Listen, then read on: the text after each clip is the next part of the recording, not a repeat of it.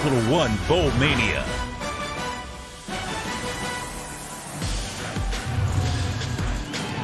Yes, indeed, Reese Davis. Welcome to the Mid-South, number 23 Navy in Kansas State on a picture-perfect afternoon for college football. Beale Street's going to be rocking later tonight for New Year's Eve.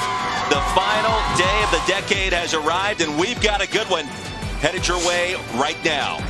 Welcome to the AutoZone Liberty Bowl as part of Capital One Bowl Mania. What a time to be alive, and what a game this should be.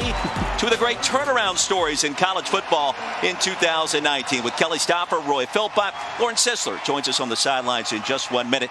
You talk about Navy, Kelly, a team that is 7.5 wins better than it was a year ago. That leads the country. In Kansas State, didn't make postseason play last season. They have this year under a first-year head coach. You know what's interesting as we talk about this game is they describe one another really the same way. They're tough, hard-nosed, and well-coached, and I agree with all three of those points.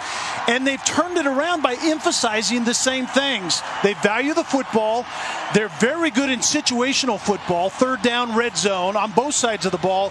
And then time of possession matters to both of these teams. We'll see how it plays out today. Well, for Navy, time of possession starts at quarterback with Malcolm Perry. And this guy has set so many records this season in so many different ways. He's a native of Tennessee.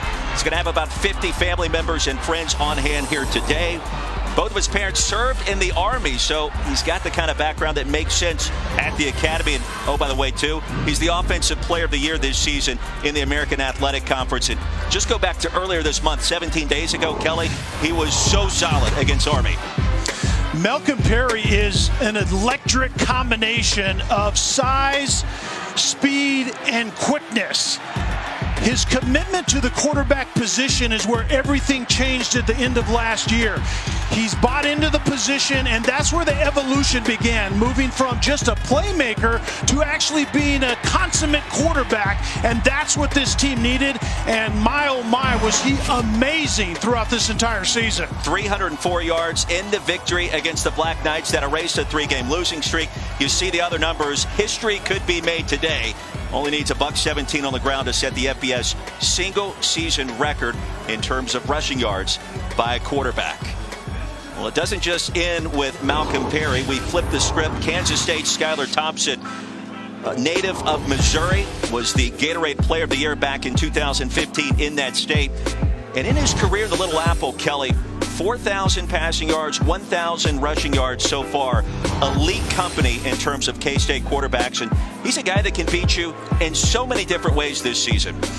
Skylar Thompson is truly a dual-threat quarterback, but it was the Oklahoma game that really was the turning point, maybe for this program, and certainly answered a lot of questions for Skylar Thompson. He came into this game wondering if he could do it in a big game, if his team could do it in a big game, and it became what he told us was the best football moment of his life. And how sweet was it at the end in the victory formation to win a game like that? It's been a rocky road. That young man has had a really amazing season.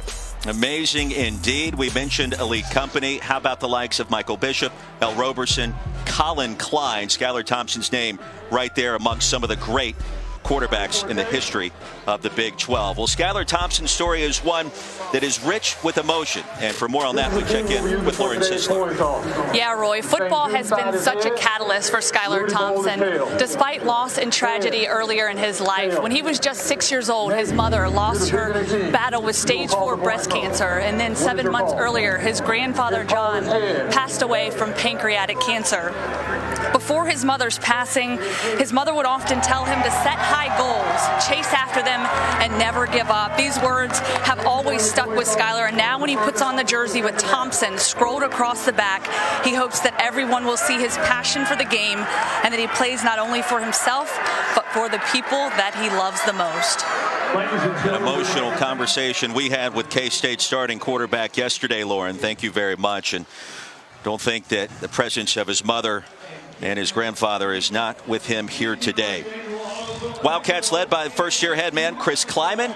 Won 4 national championships in 5 seasons at North Dakota State before arriving into Little Apple. And you see those 8 wins. Only Ryan Day better in terms of Power 5 head coaches in their first year this season. And for Navy, Ken Niumatalolo, year number 12, the three-time American Athletic Conference Coach of the Year. Kelly, he was emotional speaking with us yesterday for reasons we'll get into later in our broadcast, but always fun catching up with Coach Ken. What a job he has done in 2019 to turn around the fortunes of the Naval Academy. Midshipmen won the coin toss and have elected to defer. K-State set to receive here at the AutoZone Liberty Bowl. Wacky bowl season already well underway. We saw Kentucky complete the comeback against Virginia Tech just moments ago in the Belk Bowl in Charlotte. We believe this game's going to be quite competitive as well. Bijan Nichols will kick things off for the midshipmen. Youngblood, Phillip Brooks back deep to receive. Joshua Youngblood, the Big 12 Special Teams Player of the Season this year.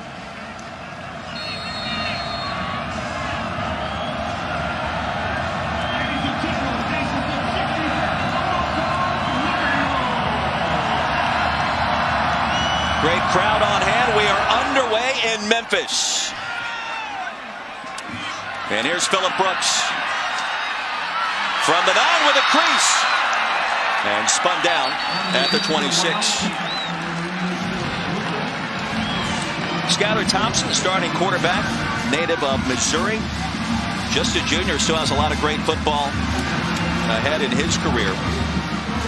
And he's got some targets to throw to as Kansas State now gains health at the wide receiver position. And what a difference a fresh start makes with Chris Klieman coming in. One of the first meetings was to give Skylar Thompson the understanding that this is your football team and take it and run with it. And I'll never take those keys to the car back. And Skylar Thompson has done just that this season. Gilbert in the backfield, flanking Thompson on first down. The Wildcats will throw it. And a pass is incomplete. So Nick Lenners, the fullback, the intended target.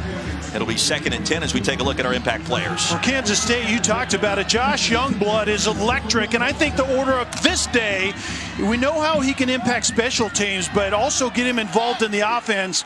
And Diego Fuga is a very good linebacker that is going to have to play well in space here today. Jordan Brown motions out on 2nd and long, inside give. Straight ahead goes Gilbert. It'll be 3rd down and short. After a gain of 8 yards, Fagot made the stop right on cue. And Fagot is that guy in the middle of the new defensive scheme this year that is going to have to play well. And Skylar Thompson is a true dual threat guy we haven't seen a lot of this year in terms of a dual threat guy, but he's going to be a guy that Fagot that has to make plays out in space a lot of times. But remember, K-State is about running the ball downhill first. Two teams that have been pretty good on 3rd down this season.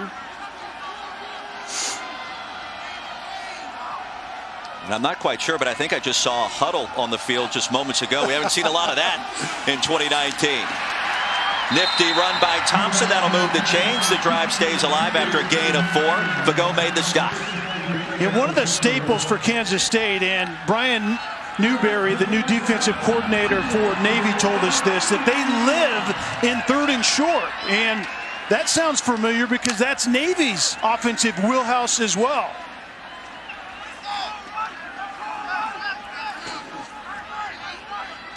From the 39, Mason Barta in motion. We've seen huddles, we've seen fullbacks already in this one. Gilbert with a crease and another nice pickup. That's a 1st down into plus territory. The Ball State transfer, James Gilbert. They told us yesterday he runs violent. He did so right there. And this is what a violent, efficient run looks like. And Kansas State wants to be downhill. They're balanced offensively, but it's a new type of balance. Courtney Messingham, the offensive coordinator, said balance to him is balance between shotgun formation and under the center. That's a new definition of balance offensively. 5-man front contact. That'll cost Navy 5 yards. Jacob Springer crossed the line of scrimmage illegally. False start. Offense, number 87. 5-yard penalty. 1st down. Nick Lenners instead moved early. And Lenners is one of the 3 tight ends we'll see today in the tight end position. Just a little twitch out on the edge. Good recognition defensively by Springer. But the tight end position for Kansas State is essentially an extension of the offensive line in that downhill run game. The football now back in Kansas State territory. 8 in the box for Navy. There goes Gilbert. Makes one man miss and another. Back into Navy territory. Stopped at the 43-yard line by Cameron Kinley after a gain of 9. And this is what's referred to as an ace formation. Double tight ends, single back, 2 wide receivers, balanced formation. You force the defense to also be balanced, and then Skylar Thompson manages the play at the line of scrimmage. It's check with me based on how the defense defends that balanced formation, and then Thompson gets him in the right play. Harry Trotter checks in for the first time, number 2 in white for Kansas State. On 2nd down and 6, they'll fake it to Trotter. On the wheel route, wide open was Brown, but the pass is incomplete. Skylar Thompson missed it there. Brown was the near back in a 2-back set, leaking out of the backfield and essentially just going vertical just inside the numbers, and Skylar Thompson just needs to set his feet and drop the ball into Brown's lap. That was a big missed opportunity early in this one. 3rd and 6.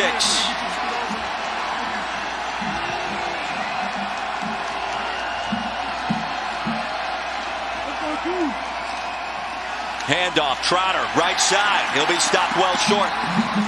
Brought down near the 41-yard line. Fago and Carruthers combined to make the hit, and let's see what Chris Kleiman elects to do here. Yeah, just getting to the plus 40-yard line, and you wonder that Chris Kleiman may go ahead and go for it. They would be punting into a really stiff breeze, moving from our right to left, and that's a pretty good time in this place on the field to go ahead and roll the dice early. So on 4th and a short 5, what do you call here, Kelly? You try to get Thompson, I think, out on the edge, and you see 4 wide receivers spread the field with a dual threat quarterback. Feels like a draw, and instead Thompson's going to be flushed. Surveys, flings it deep. Wide open and incomplete. The pass was dropped by Phillip Brooks, and that should have been 6. Skylar Thompson was getting away from a little bit of pressure, moving to his right, and the second missed opportunity. We saw Skylar Thompson miss the back once, and now Phillip Brooks simply should have corralled this one and walked into the end zone for a big play early for Kansas State.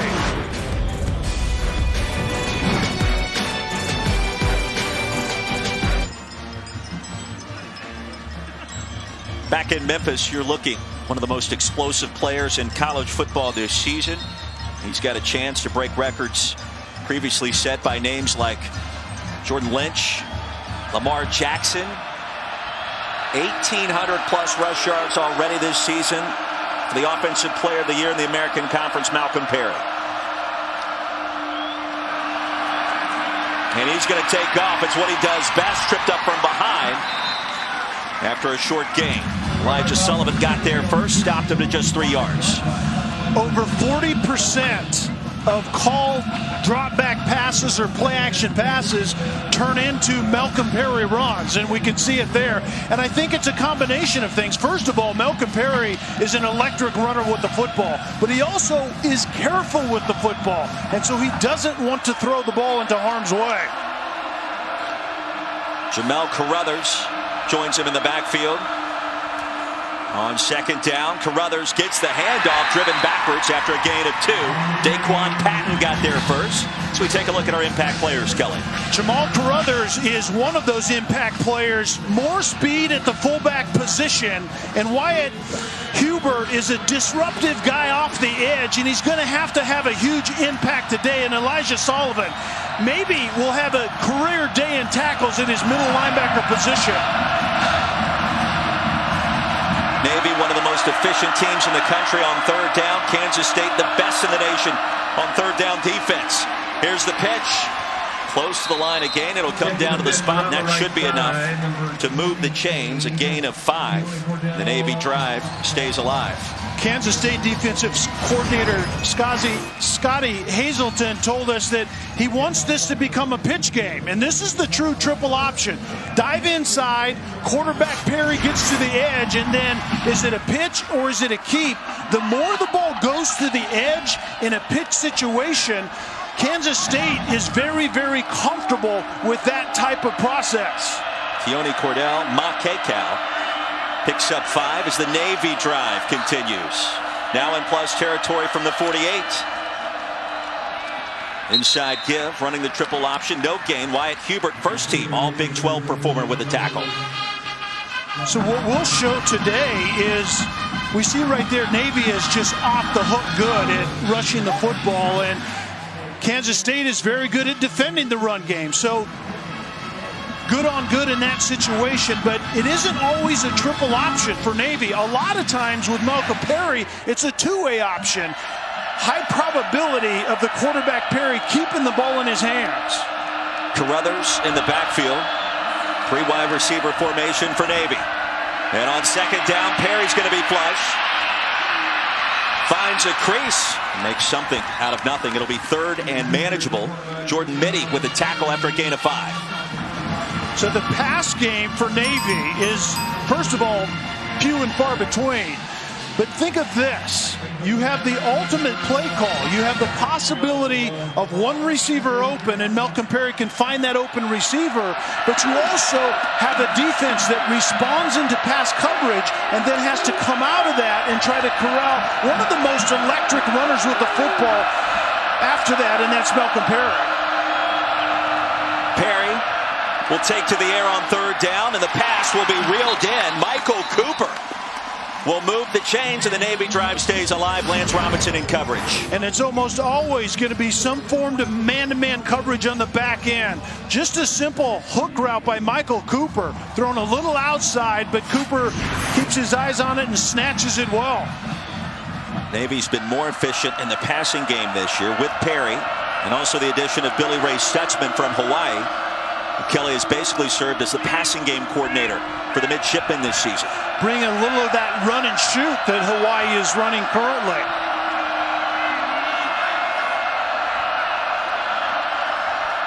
Second possession of the game. We're already halfway through the first. Perry stays alive, makes a man miss, and there he goes. Malcolm Perry. First down and goal for Navy.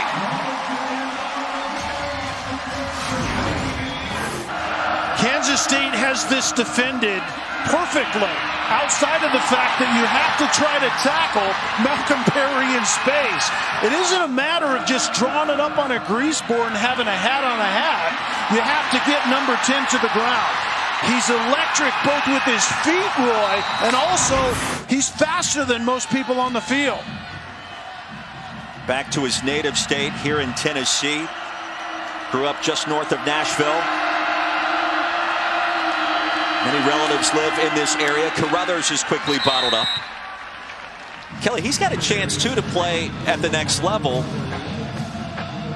And his commitment to our nation's armed forces could be delayed as a result of that, potentially. Yeah, that rule was just changed just a few months ago, actually, allowing the active duty part of Malcolm Perry to start later if he has a chance to play in the NFL. 9th play of the drive. Perry's run went for 25 after Carruthers was stuffed at the line. It'll be 3rd and goal from the 8. And Green led the charge that time. With what Navy likes to do offensively, they have the ultimate kind of drive finish and scheme. They're 3rd in the country in the red zone. They score touchdowns 83% of the time. I mean, that's beyond elite. But it's because you have your best playmaker with the ball in his hands, and you have multiple options on every play. On 3rd and goal, Navy's going to utilize a timeout. Navy, their first of the half.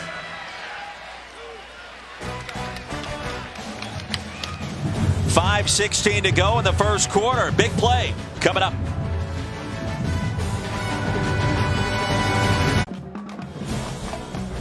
The AutoZone Liberty Bowl, brought to you by AutoZone. Got a job to do? AutoZone can help with their free same-day store pickup. FedEx, possibilities, what we deliver by delivering. And Lexus, experience amazing. Great look at the AutoZone Liberty Bowl parade and pep rally yesterday down on Beale Street. The event featured both schools' marching bands, classic cars, floats, and high school marching bands from around the country. Third down and goal coming up in a scoreless contest here at the AutoZone Liberty Bowl. Carruthers in the backfield, and he'll get the pitch. Can he get to the edge? Tripped up, driven down at the 5. It'll be 4th and goal from the 4. Denzel Goolsby got there first, Kelly. And the thing to notice is how quickly Kansas State was able to get the ball out of Malcolm Perry's hands, and that's going to be the order of the day from now all the way through the last second. Get the ball to the edge. It was more of a speed load option. Simply go and isolate the in-man on the line of scrimmage, and Perry makes the decision to pitch it, and the pitch receiver actually has a lead blocker on that play as well. Well defended by Kansas State. Bijan Nichols on for a 21-yard field goal attempt. And a chip shot on the way from the left hash. Right across the line. And split the pipes. Navy draws first blood here at the AutoZone Liberty Bowl. 3-0 our score, 4:26 to go here in the first.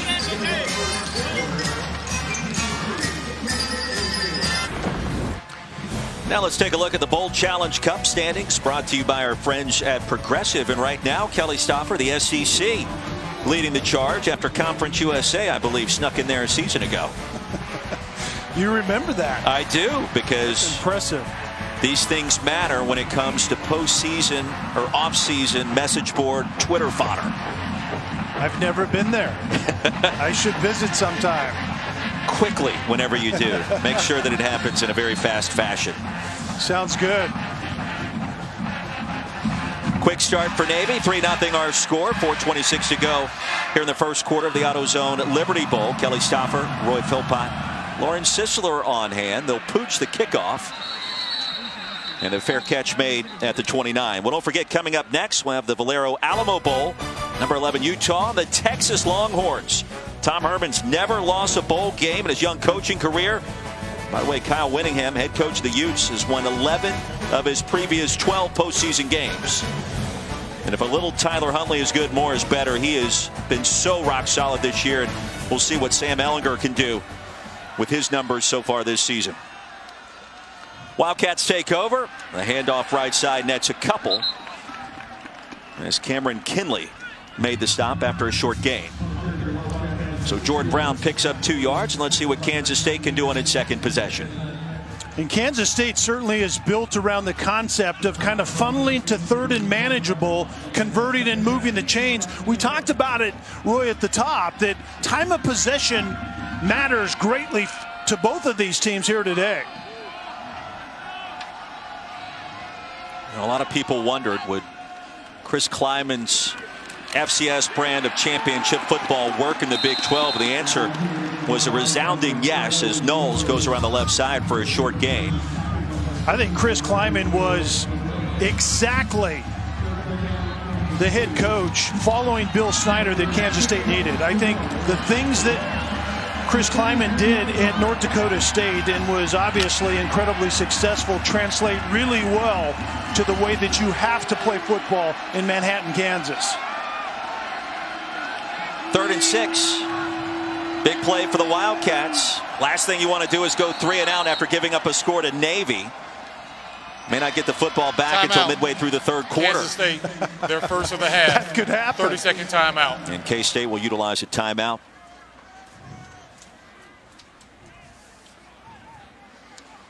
.3:11 to go here in our first quarter. Thinking about the Big 12, don't forget, now on ESPN Plus is a must-have for K-State basketball fans this year. An exclusive home to more than 40 men's games. Very easy to sign up. Just go to ESPNplus.com/Big12 to make sure you're on board today. Chris Klieman, 4 national championships in 5 seasons as head coach of the Bison. That's pretty good. And so a lot of people wondered, you win those titles there, how does that translate into the FBS ranks inside the Power 5? And the answer is so far, you see the 8 wins, most by a first-year head coach in K-State history. It's worked out pretty well, and let's see what happens here today. Yeah, and just a different approach altogether than what Coach Bill Snyder built his program around, and so far so good.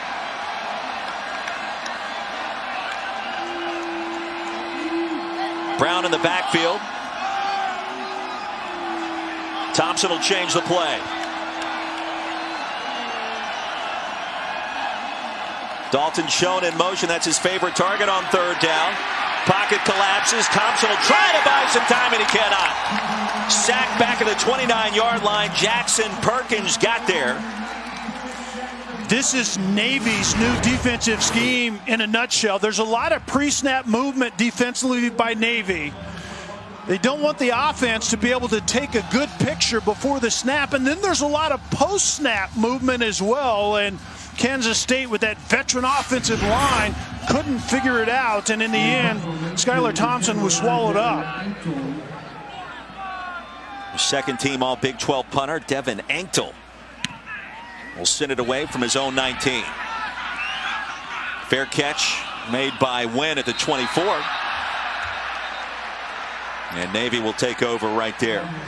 And we mentioned Malcolm Perry on the verge of setting several records. The Navy offense also close to establishing some new highs for head coach Ken Niumatalolo. And right now just 159 more rushing yards will set the all-time single-season record. And Malcolm Perry just 84 short of breaking the record held by Jordan Lynch, the former Northern Illinois quarterback. And it certainly has been that type of year for Ken Niumatalolo, going from 3-10 in 2018 to 10-2, have a chance to win 11 games. And the commitment that was made to this senior class by their head coach after last season, when the senior class looked him in the eye and said, "Coach, what do we have to do to win?" And I think they figured it out. Perry keeps it. Dives across the 30 for a gain of 6. Sullivan the tackle. One of the things that Ken Niumatalolo told us, it was a commitment to Malcolm Perry as a quarterback, but a commitment that Malcolm Perry had to make at that quarterback position as well. And once Malcolm Perry committed to being a quarterback, remember, he came in as a quarterback, was moved to running back, was moved back to quarterback, and then was benched last season. And lo and behold, now we have this electric quarterback playing this offense. Late pitch, Makakea stacked up at the line. He'll gain a yard. Daquan Patton, Denzel Goolsby got there. Lauren Sisler has more. Yeah, guys, after the loss to Army last season, Coach Jasper told Malcolm Perry, "You are going to be our quarterback." And from that day forward, a lot changed. Perry went to work developing his skill set, watching and studying film more intently. And he's really progressed from being just that athletic player to a more cerebral quarterback. That Air Force loss was a bloodletting, 35-7, and the offense for Navy did essentially nothing. Malcolm Perry found himself as a running back the next week. Running the option, twisting and turning his way for a first down is Perry. And the drive continues for Navy. The thing about that time is Niumatalolo said that it wasn't actually fair in hindsight to Malcolm Perry. They were trying to kind of shoehorn Perry into an offensive approach that really didn't work, more physical. Once they decided that, hey, what's the best skill set of that player? Let's get him out in space. And then they blew the doors off of all kinds of offensive records, especially, obviously, in the rush game this year.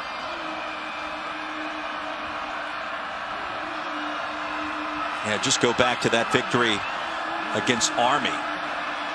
And Perry, 304 rushing yards by himself, bottled up here after a gain of 1. And he told us after that game, as they lined up in victory formation, he actually had tears in his eyes. It messed up the cadence as they tried to close that contest out. But he was emotional. His teammates were emotional. Ken Niumatalolo was as well after a resounding victory against the Black Knights, 31-7. 15 in the books here at the AutoZone Liberty Bowl. Second quarter coming up. Let's take a look at what's in store this postseason, brought to you by Macy's. I'm not even going to read the cards, trying to appear in front of me right now. Just go through it. Utah could have been in the playoff. They'll play in San Antonio against Texas. I got the Khakis versus Nick Saban. I got Row the Boat versus Gus Malzahn in a bounce-back season for Auburn. Oregon, Wisconsin, final game for Justin Herbert. And then also probably the final game for Matt Rhule against Georgia. That's all coming up tomorrow. The All-State Sugar Bowl will conclude things on New Year's Day. Let's see if Georgia can find its offense again, because it's been MIA. Yeah, Jake Fromm, we were in there earlier in the year, and Jake Fromm was speaking well of that receiving group, but that wide receiving group in Georgia just never really showed up consistently this year. As we welcome you back here in Memphis, the start of our second quarter. Some laundry on the field. False start. Offense. Number 68. 5-yard penalty. Second down. That's another area of this game that Navy and/or Kansas State just aren't penalized very often. David Forney, the guilty party. Malcolm Perry has a chance to smash a record set by Jordan Lynch and join Lamar Jackson as one of the top rushing quarterbacks in college football history. 1,500 on the ground, 20 rushing touchdowns in a single campaign. How impressive is that? You kidding me? Man. Once that young man committed to the position, it's been absolutely lights out. On 2nd and 14, he'll throw it here. And flings that pass incomplete. Late flag on the field. We'll check the penalty. Heavy pressure from Daquan Patton that time at his will linebacker spot for K-State. And this appears to be pass interference. Pass interference. Offense. Number 28. 15-yard penalty. Replay second down. When you get Navy behind the sticks and down in distance, 2nd and 14, the last thing that you want to do as a Kansas State defense is bail them out with a pass interference. That wasn't accurately thrown. The coverage was great. A little panic at the end led to that pass interference call. Makay as the penalty was assessed on him. On Navy. I thought that the Kansas State defender arrived a little bit early. 2nd and 29. The triple option doesn't exactly have an answer for this unless your quarterback is Malcolm Perry. Let's see if the magician can go back to work. He'll pitch it. Makay bottled up. Elijah Sullivan led the charge for the Wildcats. That's Kansas State defense front and center. They don't really have any alpha dogs on that defense. It's really distribution and production across the board. That defensive line, they all have somewhere in the high 20s in tackles, and they all have pressure numbers. They have 4 defenders in the back 7 that have 50 tackles or more. And that was who Chris Klieman was at North Dakota State. It was a group effort defensively, game in and game out. And you saw Scotty Hazelton, defensive play caller for the Wildcats. Very good year in his first campaign in Manhattan. Trey Deshaun, Reggie Walker stopped Navy dead in its tracks. Right now, the midshipman, Kelly, just 59 yards on the ground so far, yet leading by 3. And that really is the template to get Navy's offense off the field, is get them behind the chains, make them count on the pass game, and typically that doesn't end real well. This game's had an old school throwback feel to it so far. Very physical at the line of scrimmage. Owen White checks in. 43 yards per punt this season. He'll turn it over beautifully here. Driving Brooks back. From his 34, waiting on the convoy.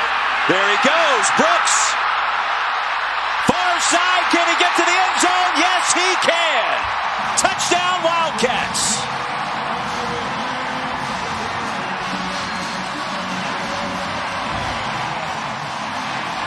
The 66-yard dash to Pater. And K-State with its first lead. Great Kansas State defense leads to a backed up punt that leads to a huge special teams play by Kansas State. Phillip Brooks takes it to the house this particular time, but whether it's Josh Youngblood or Malik Knowles, another staple in the way Chris Klieman intends to build this program in Manhattan. Blake Lynch's extra point is good. And our new score with 13-13 to go in the first half. Kansas State grabbing its first lead at 7-3, and Phillip Brooks with the honors for the Big 12 and the Wildcats from Manhattan.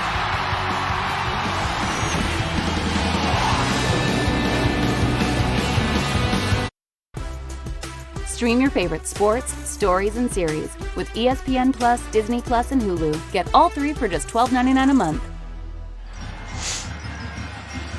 Fast-moving game here at the AutoZone Liberty Bowl. 7-3 our score. The Wildcats scoring their first touchdown of the afternoon, courtesy of a punt return by Phillip Brooks just moments ago. And look at those numbers, 53 punt and kickoff returns for touchdowns going back 14 seasons. You know, under Bill Snyder, it was almost the Beamer Ball Midwest in a sense, and a lot of special team plays have turned games for Kansas State. Nick McClellan wearing number 4 this afternoon will kick it off. The fair catch made at the 2 by Warren. Speaking of 2 more bowl games tomorrow for you, starting at 1 Eastern. You can watch one on television, one on the app. PJ Fleck squaring off against Gus Malzahn, Minnesota and Auburn. And over on ABC, Michigan and Alabama will play in the Verbo Citrus Bowl. Got the Outback Bowl, the Citrus Bowl. And a lot of people talking about Michigan, Alabama. If Bama were to lose that game, I heard the narrative this morning. Does that mean the dynasty's over for Nick Saban? I wouldn't count Nick Saban out, but I think that's really a turning point potentially for both of those programs. You know, where is Michigan going under Harbaugh? First of all, you have to beat Ohio State, but a good start would be beating Alabama. Clemson may have something to say about a potential dynasty run as well. Just had to sneak that one in there as Ryan Mitchell makes a catch for a gain of 5 yards. It's amazing to me in the national championship game, 2 weeks from yesterday, I guess, Dabo Swinney gets to play the underdog card for the umpteenth time in his career. They haven't lost a game forever and a day, and Coach Swinney is riding that underdog card, no doubt about that. And they should be an underdog too, given how well LSU played against Oklahoma, of course. Quick toss, Michael Cooper, second reception. How to move the chains ahead of the 41-yard line. That's a gain of 11. And that was the area of the game. Once Malcolm Perry committed to that quarterback position after last season, he worked incessantly on the pass game, and you can see that he's much more comfortable with it, but make no bones about it, it's not a staple of who Navy wants to be. 4-man front for the Wildcats on 1st and 10. And out of the gun, Perry straight drop back, and that pass batted down. Well, and that's the other part of it. Perry in the pocket is 5'9", and there aren't a lot of throwing lanes for 5'9" quarterbacks in the pocket. Perry wants to get rid of the ball quickly, and then the defensive end and Duke just gets up and bats that ball down. Freshman from Atlanta, Khalid Duke. Did I just see Navy throw the ball 3 times in a row? I mean, they're operating straight gun, straight drop back. Perry rips it out. And sandwiched between 3 different K-State defenders. McPherson and Goolsby made sure stopped him for a short gain of 3. And you said it, sandwiched. Kansas State defensively, the game plan is to box Perry in and then have pressure that kind of dents that line of scrimmage, and that's a really good example of it. Perry is so electric out on the edge in space. He makes defenders look foolish. Not that time defensively for Kansas State. 4-receiver formation. There goes Perry. Can he get to the line to gain? He cannot. Stopped at midfield by Sullivan. It'll be 4th and 1 from the 50. And tell me, what do you do here if you're Ken Niumatalolo? Without hesitation, Ken Niumatalolo goes for it. They go for it on 4th down anyway. I mean, and a lot of times the 3rd down call is affected by the fact that Niumatalolo has already told Ivan Jasper's offensive coordinator, this is 2-down territory, and we're seeing it right here. First of all, defensively, Kansas State has to learn hard count. All 11 players in the box. Perry, left side, has a first down and a lot more. There he goes. Malcolm Perry's going to be tripped up. Ball comes out late, stopped at the 26 by Walter Neal. And that was a shoestring away from being a touchdown. Well, Navy lives in short down yardage situations, and that's what we see here. The offensive line's used to it, but the defenders all of those extra hats to the line of scrimmage, and then there's nothing beyond that. And Perry almost took that one to the end zone. He tiptoed through the line of scrimmage, through all of that carnage, and then found a way to almost score a touchdown. Late pitch here, Miles Fells. Can't get to the edge, and down he goes. Sullivan, again, who's been extremely active in this first half. And we talked about it. Elijah Sullivan is one of those impact players. The middle linebacker playing the triple option sometimes has upwards of 20 tackles. You have to skate inside fullback to outside to the pitch. You stay a half a hole behind, but when the pitch shows up outside, that middle linebacker has to arrive as well. I love it when you drop new knowledge and new terminology on me. Half a hole behind. Oh, yeah, there you go. You can use that sometime today. Breaking open towards the end zone and reeled in for the touchdown. Navy back out in front. Makekau brings in the touchdown on a beautiful pass from Perry. It's easy for the defense to lose running backs in the pass game because of all of the bells and whistles on the back end. Makekau is going to just release right up the field, and that's the part of the game that Malcolm Perry is so much better at, is reading defenses but also throwing the appropriate pass that we saw right there. Nichols on for the extra point. Flag on the field, and likely offsides coming against K-State.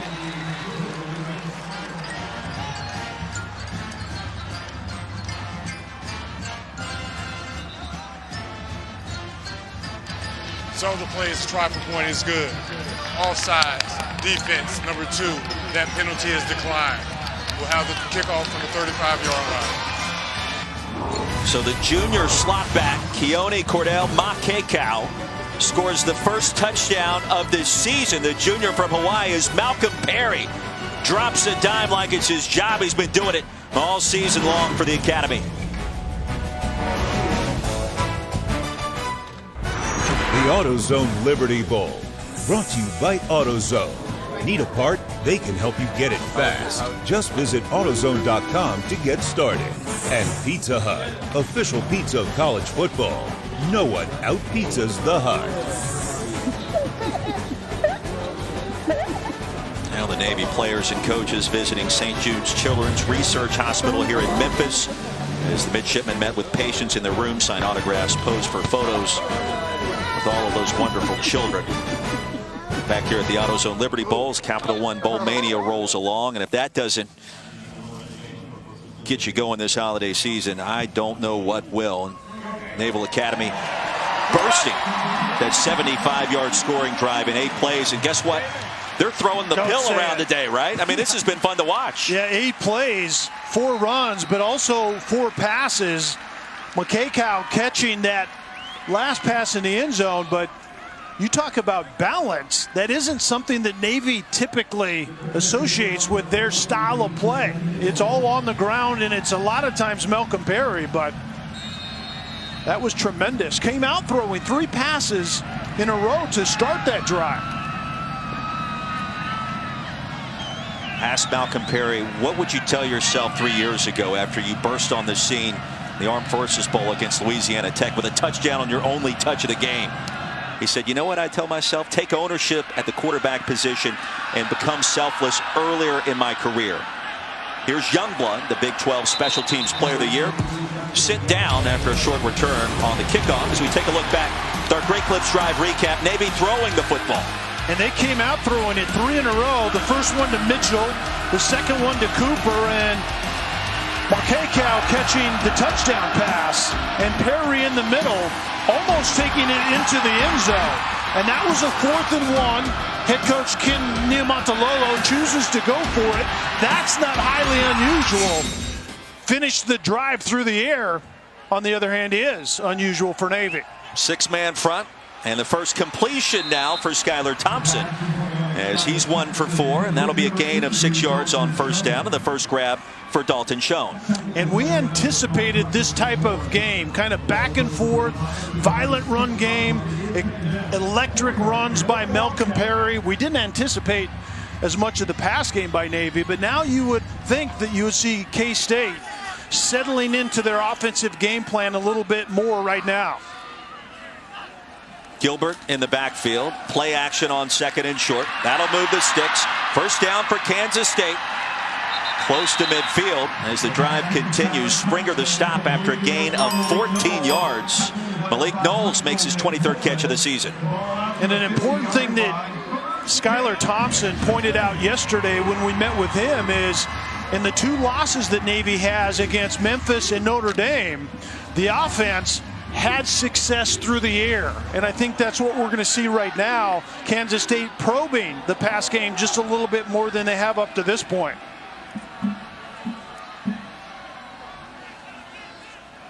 Navy showing different looks right before the snap. As advertised, Thompson delivers on target. That's a gain of 11, and now, they'll say that's a grab. As Knowles makes his second reception, Carruthers applied the pressure. This is where Skylar Thompson, I think, has improved so much, Roy. The subtle movement, the pocket manipulation to get the football off. There's pressure by Navy. That's now Navy's middle name defensively. And then he gets whacked in the sternum, does Thompson, but gets the ball off. That's all really, really good stuff. So Thompson started the game 0 for 3. He's completed his last 3 passing attempts. Kansas State now from the Navy 39 is going to utilize a timeout. Timeout. So the Wildcats with 1 remaining halfway through our second quarter here in Memphis. Goodwin Brewing, the AutoZone Liberty Bowl, 3-point contest.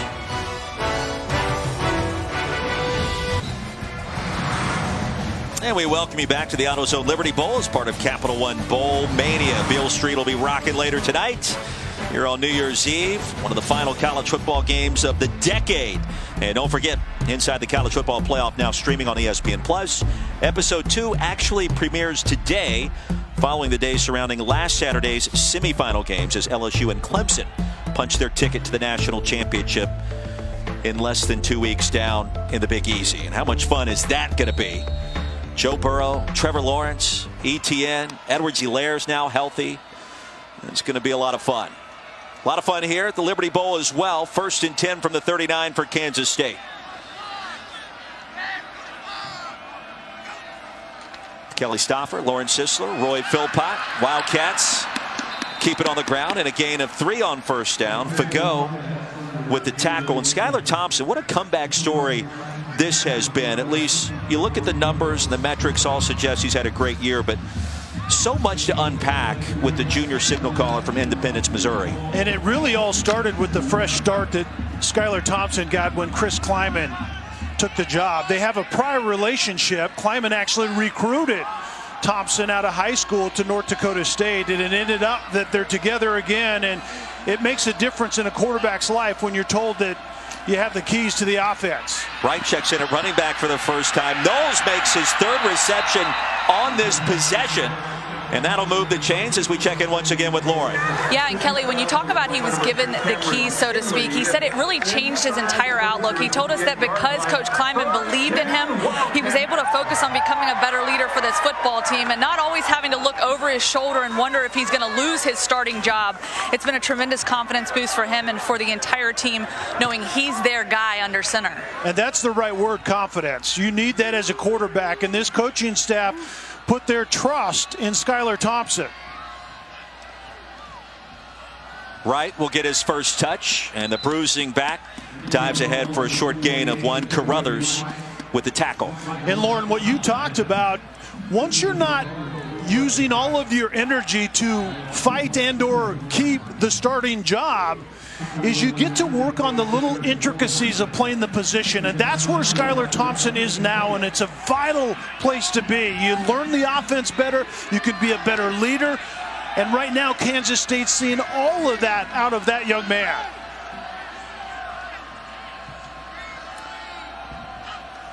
Gilbert back in at running back, out of the eye. Thompson's going to be flush. And the dump off pass will pick up a couple. It'll be third down and short upcoming as Evan Fockman limits that to a short gain. And there you see the Thompson family, his father Brad. It's been an incredible season for Skylar and company. That upset victory against Oklahoma. Ran to his dad after that game. He said, "I saw tears in his eyes. It's the first time that I've seen him cry." That emotional moment has resonated with him ever since.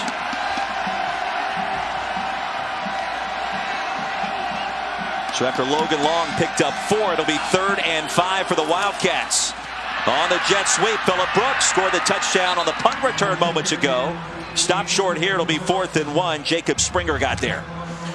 And I would think Coach Kleiman would probably go for it right here. Right now what you see is Kansas State's getting a really good fit up front on the offensive line of scrimmage. Some gnarly, nasty veterans up front, all senior starters. Great deal of communication, and why not go for it on 4th and 1 right here if you're Kansas State?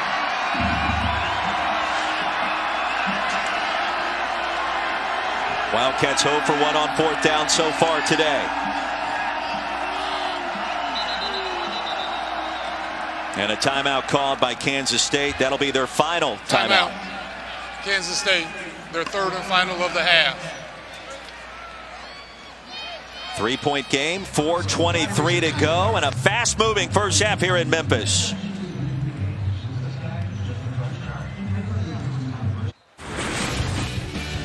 And don't forget, coming up on the Mercedes-Benz halftime report, Reese Davis, David Pollack, Desmond Howard. JT versus the Oregon D in a Belk Bowl thriller as Kentucky came back against Virginia Tech. Should be a lot of fun. We'll send you out to the Rose Bowl back here in Memphis. 4th and 1 for Kansas State out of the timeout. Gilbert flanking Thompson in the backfield. 10 in the box for Navy. Gilbert left side. Only needed a yard, and this is going to be close. They're going to give him the spot. The drive continues. Cromartie met him right there in the hole, and Gilbert won that one-on-one battle. And at the end of the day, I think Chris Kleiman was confident in this. They didn't need a whole lot. You have a veteran offensive line, and they communicate so well, and there's very little leakage.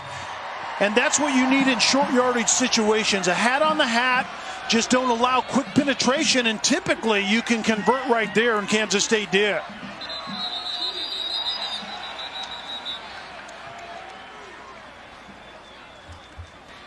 The ruling on the field is that the runner reached the line of the game for a first down. The previous play is under further review. Trey Blake leads our ACC veteran officiating crew this afternoon. And for the first time, we will have an additional look by Joe Ryder in the replay booth. It was interesting during that timeout. There was a little gamesmanship going on. Blake Lynch, the kicker for Kansas State, was out warming up on the field as if he was going to kick a field goal. As we take a look at the replay to see if indeed Gilbert did make the line to gain. And I'm not exactly sure. Certainly didn't make a good 3/4 to a full yard past the line to gain. But remember, the standard always is indisputable video evidence, and I'm just not sure. From those first 2 angles, it appeared he was stopped short of the 18-yard line, which was the line to gain to get the first down. Question is, to your point, is that indisputable video evidence based off the angle? Yeah, that's the key, is the angle. Unless you have a camera that's looking right down on the line to gain, it's very difficult in short yardage situations to reverse how it was called on the field originally. And I think that's probably what we're going to get. This should be a great look at it. I think this is a call stands situation, and Kenny Matalolo certainly thought his defense prevailed right there. What do you think? The call's going to stand because there's not enough video evidence to overturn it. Review, the ruling on the field stands.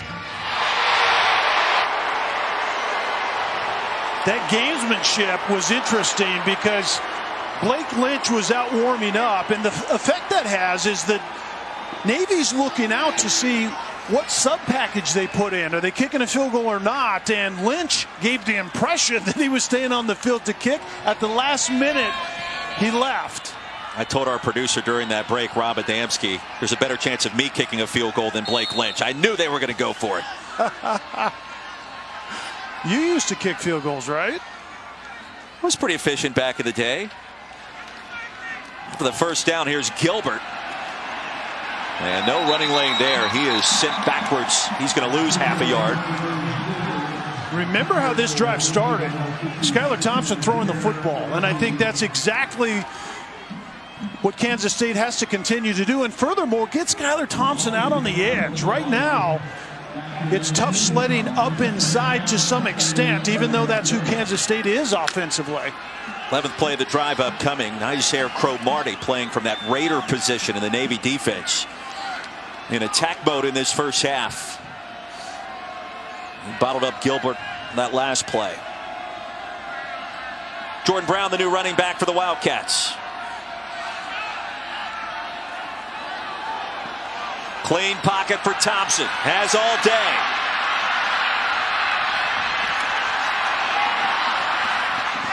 And stepped out of bounds, I believe, before releasing the pass. It'll be 3rd and long. And Navy doing a great job in coverage. Navy's new defensive identity is a lot of pre-snap movement. Get pressure on the football. Don't allow the quarterback to take a quality picture before the snap. But coverage really wasn't in that description, but that was really good coverage by Navy that time. Officially ruled an incomplete pass, Kelly, although that second look appeared as if he threw it from out of bounds. I think you're right. It looked like that right foot of Skylar Thompson might have been out of bounds before he released the football. 3rd down and 11. This might be the replay booth coming in to take a look.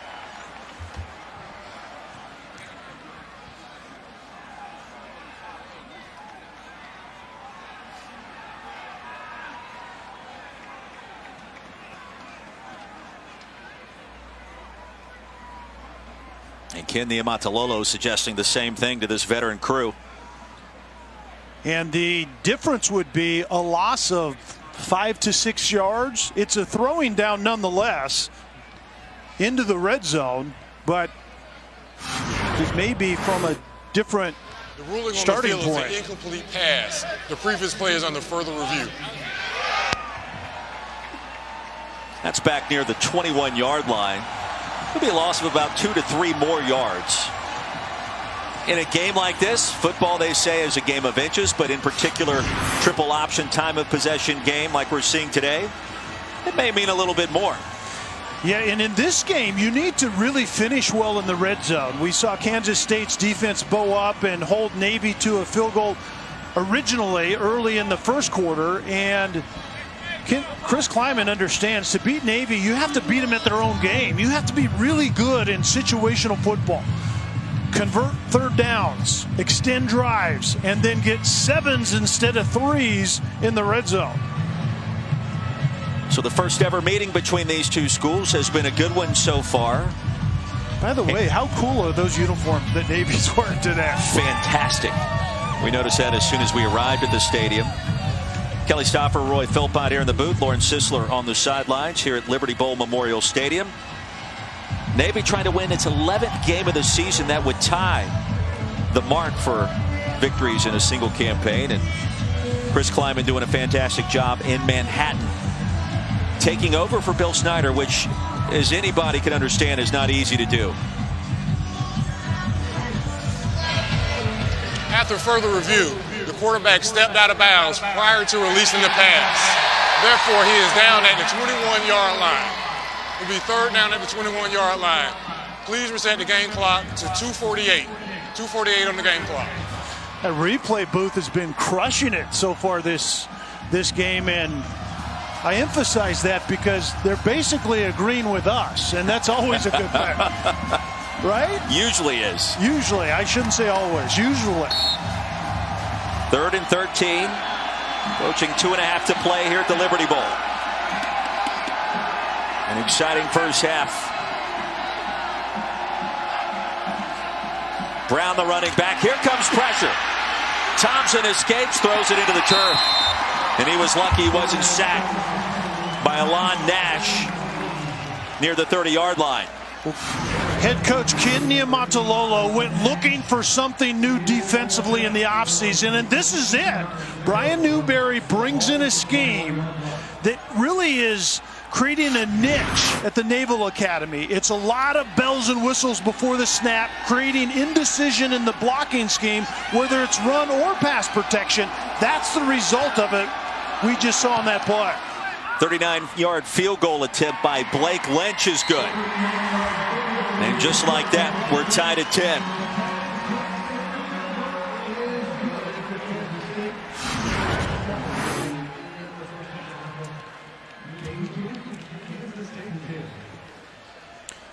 When you play Navy, it's about TDs and not threes, but they've traded a couple of field goals, so far so good. Well, don't forget, we mentioned it earlier, coming up Monday, January 13th, 8 Eastern, 5 Pacific, on ESPN and the ESPN app. We'll have the College Football Playoff National Championship game presented by AT&T. It's the Heisman winner, Air Burrow, and LSU taking on Trevor Lawrence and the defending champion, Clemson Tigers. The numbers by Burrow against Oklahoma, just downright silly. Yeah, it's absurd, and that's exactly why I'm not picking LSU to win it all. Because it has to stop somewhere. It can't continue through the entire year. I'm betting on Brent Venables, even though those numbers are completely outrageous. Well, the mad scientists will go back into the laboratory in Clemson, South Carolina, and try to conjure up something that just slows down LSU's offense, because really nobody has done that the entire year, to your point. What a great matchup. Joe Brady, passing game coordinator, Brent Venables, defensive coordinator. It's going to be a lot of fun down in the Big Easy. And a lot of people have forgotten Clemson's won, 29 games in a row now. BYOG, old school Dabo. And they're going to have something to say about what transpires down Look at in those New Orleans. Numbers. I mean, absolutely incredible. And getting to play the other bus guy's card a lot, the underdog. We're just kind of hanging around, and everyone's trying to count us out. How good is that when you win all those games in a row and you still get to play that card? First down for Navy. Midshipman with 2 timeouts remaining, and the inside give nets 4 yards. Mitty the stop against Carruthers. It's certainly a hurry-up 2-minute situation. Navy doesn't actually live here very often, but they can go fast when they want to.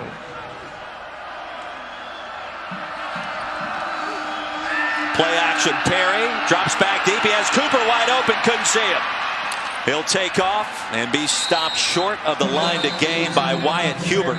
That's a gain of 4, but Michael Cooper, number 3, was streaking wide open in the seam. Yeah, right down the hash, and you're right.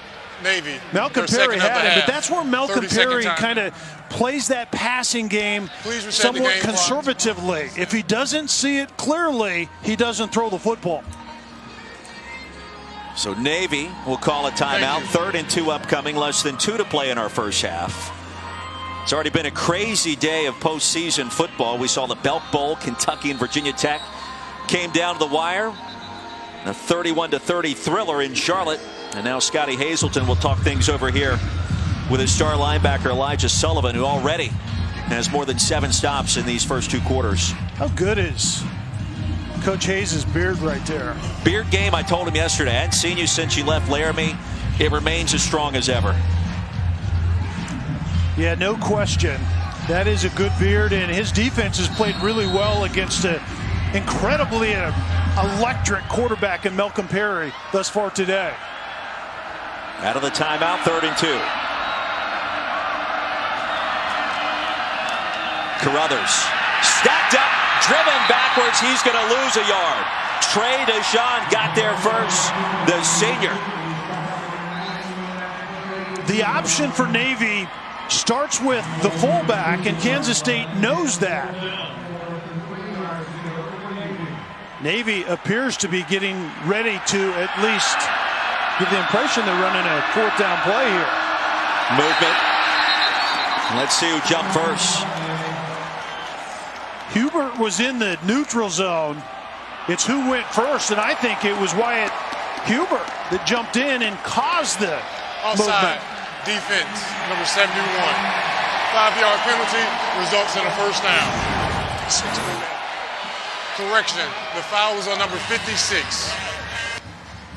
Wyatt Hubert goes down inside from his defensive end position and just gets drawn off sides by the hard count by Malcolm Perry. He's been one of the additional coaches on the field in the weeks leading up to this bowl game. Faced the option almost every week in high school, he told us. Off the carom, Cooper makes the catch for a gain of about 5. Well, that's just a lack of discipline, because even Ken Niumatalolo, I don't think, is going for it right there. As we see Malcolm Perry throwing from inside the pocket, and once again the 5'9" quarterback getting the ball tipped. That was Reggie Walker. On second down, Perry spun backwards by Sullivan. He'll pick up 3 yards as time continues to wind down. Under a minute. Now another timeout will be called. The last Timeout for Navy. How good is Their third and final Elijah of the half. Sullivan been today? 30-second timeout.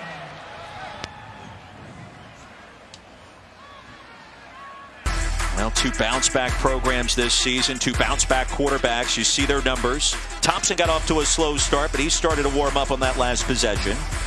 Yeah, Thompson was a better passer on that last drive, and Perry throwing the football. 5 of 6. We know he's electric with the ball in his hands on the ground. It's going to come down to these 2 guys at the end of this game. We thought it would be tight, and it has been. And the 2 quarterbacks will decide who's going to win this game today. Navy 3 of 7 on third down. Thompson was given the keys to the Kansas State offense the second that Chris Klieman arrived on campus. Really changed his outlook. I'm not even sure if he would be at Kansas State had Klieman not arrived and said what he said. On third down, Perry sacked. Reggie Walker tipped a pass 2 downs ago. Now records a sack to thwart this Navy drive here. Scotty Hazelton bringing pressure on that down and distance right there. Man-to-man on the back end, adding hats to get after the quarterback. It's all about being disruptive defensively, whether you're playing the spread, hurry up, throw the ball type of offense or the triple option. The more you can pressure the guy with the football, obviously, the better you're playing defense. Now, Kelly, both teams out of timeout, so Navy allowing the clock to wind down, tied at 10. And I would imagine they will take a delay of game penalty. And then punt it away on fourth down. Delay of game. Offense. 5-yard penalty. Fourth down. Entertaining first half, just about in the books. What we expected, and Chris Klieman told us yesterday, it's a possession game. They're going to keep it. We're going to keep it. They're really built the same. They look different, but they're built the same. They play football the same. They covet. They value the football. They take care of it. Time of possession matters. And so it's really beating each other at their own game. Here's the ever dangerous Phillip Brooks, already returned 166 yards to the house earlier today. And you got to think Owen White's going to be instructed to kick it out of bounds. And he does. So 3 seconds remaining. See if Coach Klieman elects to allow Skylar Thompson to run around a little bit. Try to make something happen, throw the football in the air. You can either get a huge play or potentially a penalty and get another crack at it. But it looks very much like Kansas State is happy with 10-10 to go into the locker room. Yeah, just think about what we saw yesterday at the end of the Western Kentucky Western Michigan game. Hail Mary into the end zone, penalty flag thrown, and a field goal won it for Western Kentucky. Entertaining first half of the books here in Memphis at the AutoZone Liberty Bowl. Chris Klieman pleased with his club start. We're tied at 10. Navy and Kansas State will send you to Reese Davis for the Mercedes-Benz halftime report. Coming up right after these messages. Capital One Bowl Mania.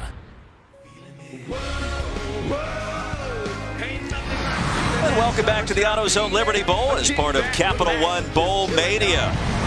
Scotty McCreery completing his halftime act just moments ago. And a fun first half already in the books here in the heart of Memphis.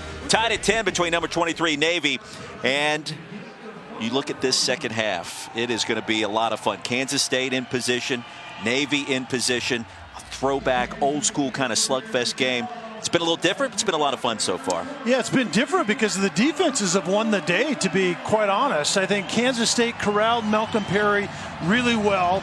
I think Kansas State, this to me is going to be the difference in the second half. Kansas State offensively has to let it loose a little bit. Allow Skylar Thompson to throw the football. They have an advantage. Wide receivers on Navy's secondary. Kelly Stoffer, Roy Philpott, Lauren Sisler here with you. AutoZone Liberty Bowl. Navy set to receive our second half kickoff. And the fair catch made just inside the 10 as we check in with Lauren for the first time. Yeah, talking to Coach Kleiman going into the locker room, he says he really likes the way the defense is executing. They really understand the speed of the game, but on the offensive side of the football, not executing as well as he would like them to. He says they really got to shore up their protection, create some explosive plays, create some momentum here in the second half. Well, what Lauren just talked about, the speed of the game, what Coach Kleiman referenced, is so important. You can't really anticipate the execution that Navy does in that triple option, and Kansas State adjusted to it from the get-go in this game. Navy's got a chance to win 11 games this season. That would tie a single season record with a victory today. On the option ahead to the 30, it'll make it 2nd and 5 as Mitty stops the ball carrier. And I would think out of Navy offensively, we're going to see more of the true triple option. I think Kansas State has proven that they can corral Malcolm Perry in more of the two-way option game, which is quarterback-centric. More triple option out of Navy in the second half. Yeah, less than 100 yards on the ground in the first two quarters. After the game by Ma Kekau. Offense, number 71. On the field. 5-yard penalty, second down.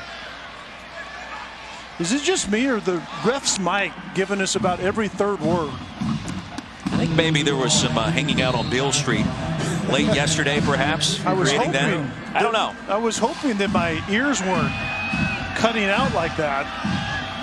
I'm blaming it on the mic. It's a game that's featured fullbacks, huddles, defense, physicality.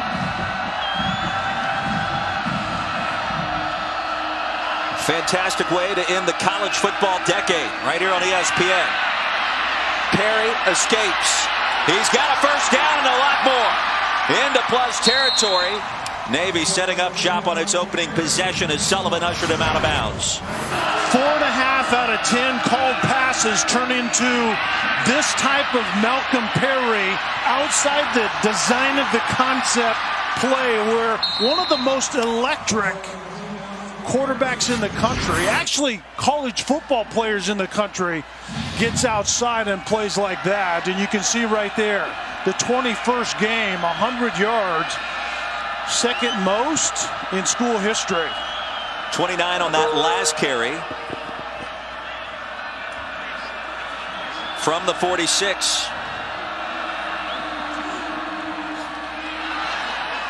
And a gain of 4 as Jamel Carruthers is stopped by Sullivan, who now has 9 tackles today. And we have to keep in mind that Jamel Carruthers can make Navy's offense different. Much more speed at that battering ram fullback type of position, and we haven't seen a lot of him. Kansas State knows the triple option starts with establishing the fullback and then moving to the edges. So Kansas State did a great job of corralling Carruthers in that first game. And Carruthers actually has been clocked faster than Malcolm Perry. Right side, that's a first down, and history is made as Malcolm Perry moves the chains. He was tackled by Denzel Goolsby. But a new single-season rushing record has been established as Malcolm Perry already over 100 yards in this game today. Passing Jordan Lynch, all-time for quarterbacks on the ground in a single season, Kelly. talked about maybe Malcolm Perry had somewhat of a quiet first half. Can you have a quiet 100 yards? It seems impossible, but I think Kansas State prevented Malcolm Perry from taking over the game in that first half. Timeout. Navy, their first of the half. Midshipmen will utilize a timeout. We'll step aside. 12:08 to go in our third quarter. We're still tied at 10.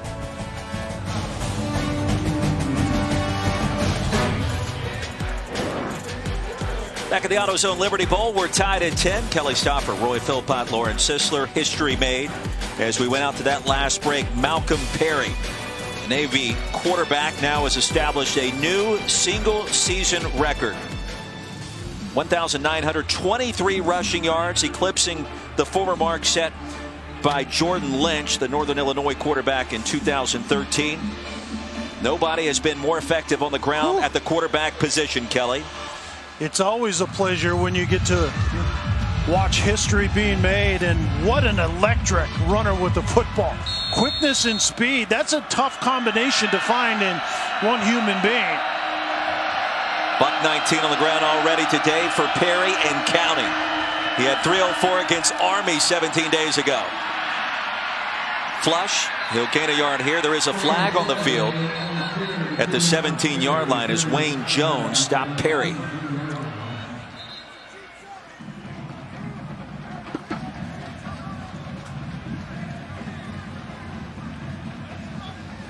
Ken Niumatalolo told us this week, I don't know what I was thinking with Perry not playing quarterback last year. They were 3-10 as a result. Holding.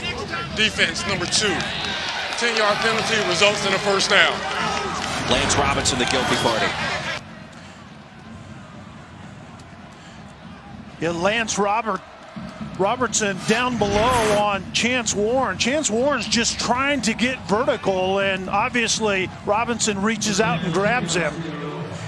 It was holding instead of pass interference because Malcolm Perry never threw the football. Numbers through the air been quite impressive this afternoon as well for Malcolm Perry.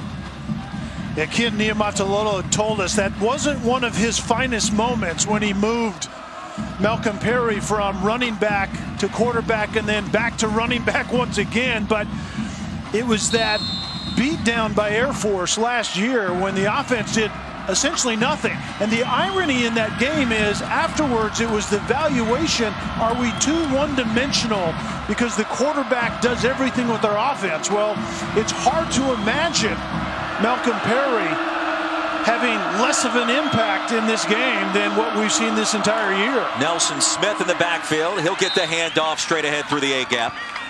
Back to the line of scrimmage and not much more. Trey Deshawn belted him down. I don't mind an offense being one-dimensional if that dimension is Malcolm Perry. I'm not exactly sure what that evaluation meant, but I think the main thing is that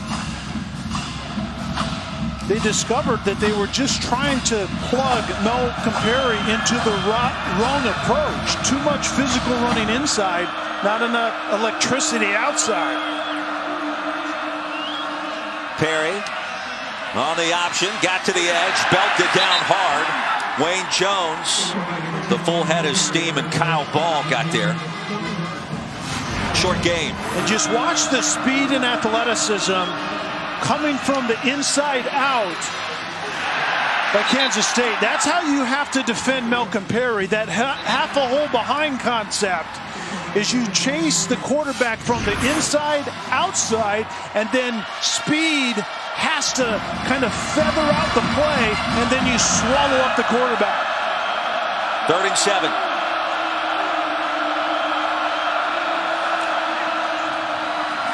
On the end around, here's Chance Warren with all kinds of real estate. Warren towards the end zone, to the house for 6.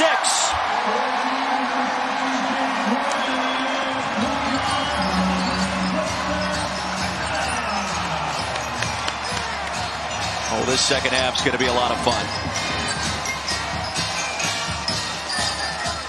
Well, the last time out, it was the Navy special in Philadelphia against Army, and this is that version except without the throw.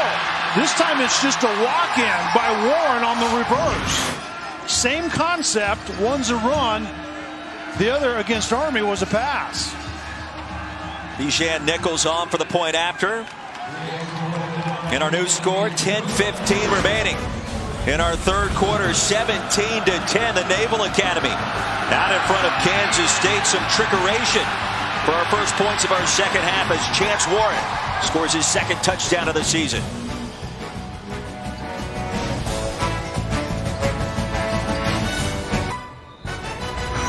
The AutoZone Liberty Bowl, brought to you by Pennzoil. Pennzoil synthetic motor oils are made from natural gas. The proof is in the Pennzoil. And Intuit QuickBooks, the easy way to a happier business.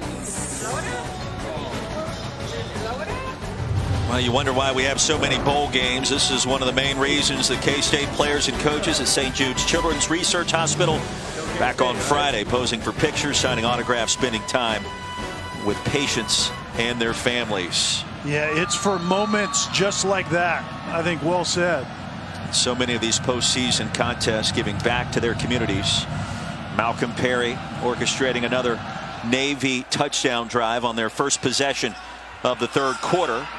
Here comes Malik Knowles with a lot of real estate in front of him. There he goes. Malik Knowles with one man to make. And he can't do it as he stopped at the 40.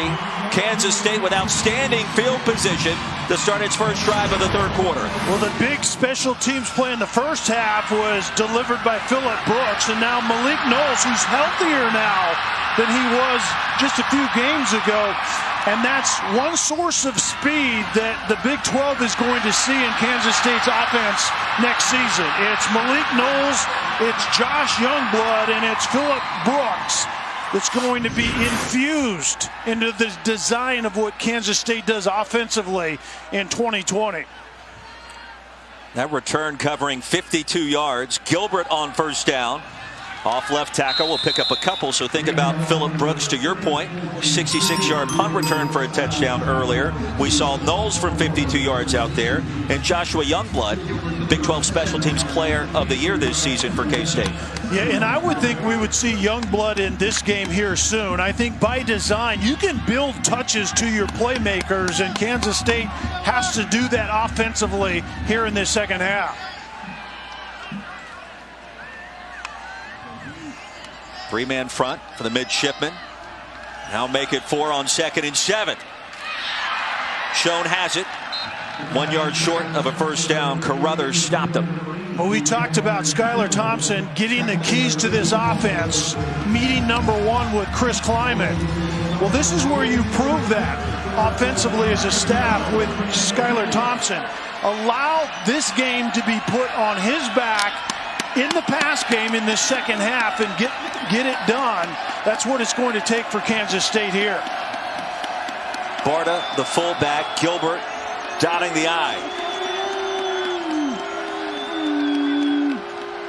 Straight ahead. Needed a yard, and this comes down to the spot. Springer and Pittman stopped him right at the line to gain Kelly. And it's going to bring up 4th down.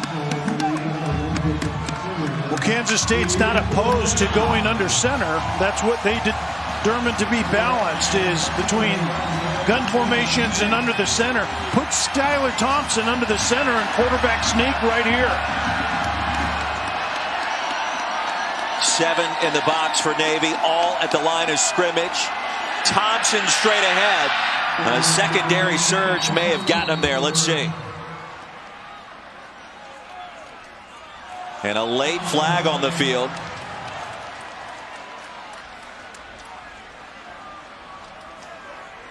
He had to reach the 30, and I think they're going to give him the spot.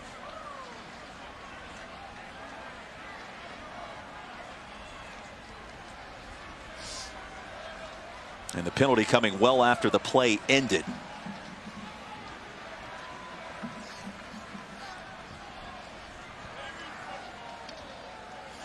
Well, there are some unpleasantries that take place in quarterback sneaks, and someone got offended by it. The ruling on the play is the runner reached the line of the game for a first down. After the play, unsportsmanlike conduct, offense, number 62. That's number 62's first unsportsmanlike conduct foul.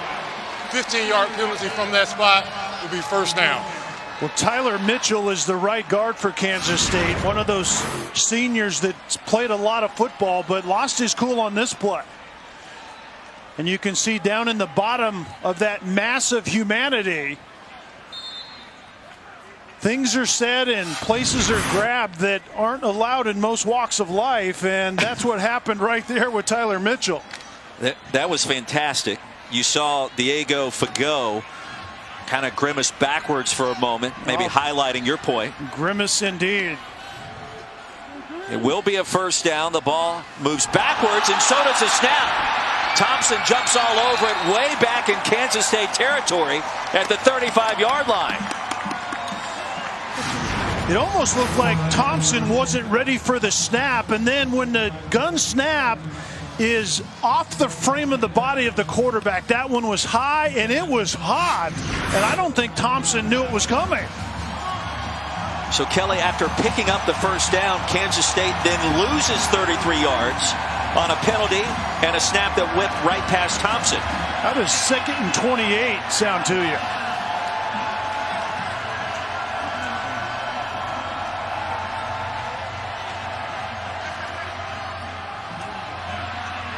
The left side run, Jordan Brown sent out past the 40 by Paul Carruthers, and I'm not sure Skylar Thompson knew the ball was coming when it did. Yeah, Skylar was definitely looking other places. That right hand going out, I think, was to tell the center that I have more to say to get our offense in the right play, and that's about the time the high hard one came off to the left.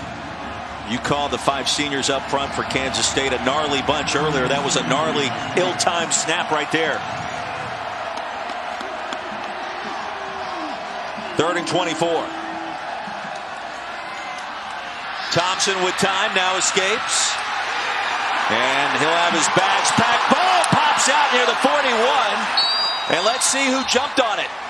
Kansas State lucky to get the football back. And you talk about a possession that started so promisingly, it ends in catastrophe for the Wildcats. Defensive coordinator Brian Newberry likes to move pieces before the snap, and you can see this ball comes out late. Diego, I didn't see the number of that defender, but what a disastrous play after converting on 3rd and short, and you end up in 4th and forever. And that was Diego Fagot. He was on the wrong end of that penalty just moments ago, literally. Garrett Wynn calls for the fair catch. Navy takes over after a 44-yard punt. And a penalty flag on the field way back at the 39. So we'll keep it right here and check the penalty.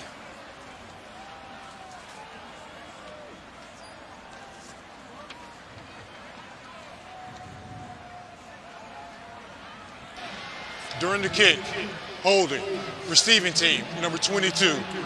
10-yard penalty, first down. Timeout. Travis Branham, reserve slot back with the infraction. Timeout on the field. Welcome back to the AutoZone Liberty Bowl. Let's look back at today's clutch delivery brought to you by Chipotle. Take it away, Roy. Malcolm Perry. 29 yards to get things started for Navy. Then the record-breaking run. Now the new single-season rush yards record holder at the quarterback position. The end around, Chance Warren putting Navy back on top 17-10. A fun start if you're a fan of the midshipmen to begin this second half. And we'll see if this can continue as now Navy's backed up all the way at its own 12-yard line. Well, this is where Navy tends to take over games. They have a scoring drive, takes the starts out of the defense. The opposing offense spits the bit on the drive, and Kansas State's defense is back out there quickly. 5-man front working against the vaunted triple option. Carruthers make that Perry. He escapes back to the line of scrimmage and not much more. Wyatt Hubert, first-team all-conference performer out of the Big 12 with a tackle. Typically today when Kansas State has had trouble defensively, it's Malcolm Perry in the pass game that turns into Malcolm Perry impromptu running the football out of that pass game. That's what Kansas State has had issues with at times.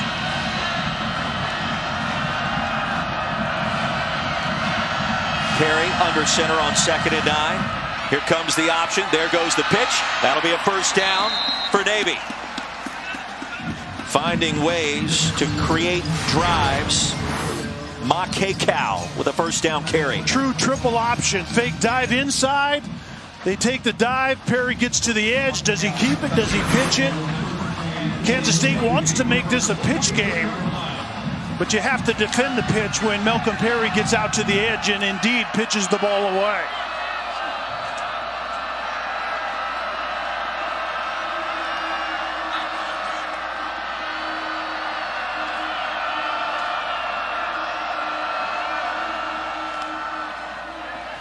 More of the option. And a big gainer for the Academy. Near side run. Close to plus territory. Stopped at midfield. The Navy in business once again as C.J. Williams picks up a gain of 27. And it's the pitch out on the edge once again. This wasn't the triple option. It's called the load option. There is no dive component to that play. It's Malcolm Perry getting to the edge. Does he keep it or does he pitch it to C.J. Williams in this case? Scotty Hazelton told us yesterday, it's like the option's following me around. I was up at Wyoming. We would see it with Air Force. And now here in the bowl game at Kansas State, trying to make it a pitch game. They're doing that. Right now trailed by a touchdown, however. Perry escaped one tackler. Stopped at the 49 by Hubert. Wyatt Hubert chasing that play down from the backside, and Hubert is disruptive whether you run at him from that edge position, or in this case, he has the speed to chase Perry down from the backside.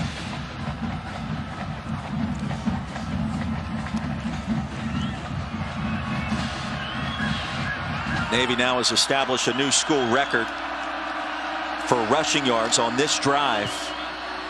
Production has been tremendous this year. Malcolm Perry, a big reason why. Spun down after a gain of 8 by Wayne Jones. We hear a lot about the jump cut. Malcolm Perry has something that I would describe as almost a skip cut. Actually, he plants his foot, skips to the right in this case, and then gets upfield. Pretty interesting to watch. 3rd and 2 upcoming. How does his game translate to the next level potentially? Because he has aspirations of playing in the NFL. Imagine that dude is a slot receiver at the next level. Are you kidding me?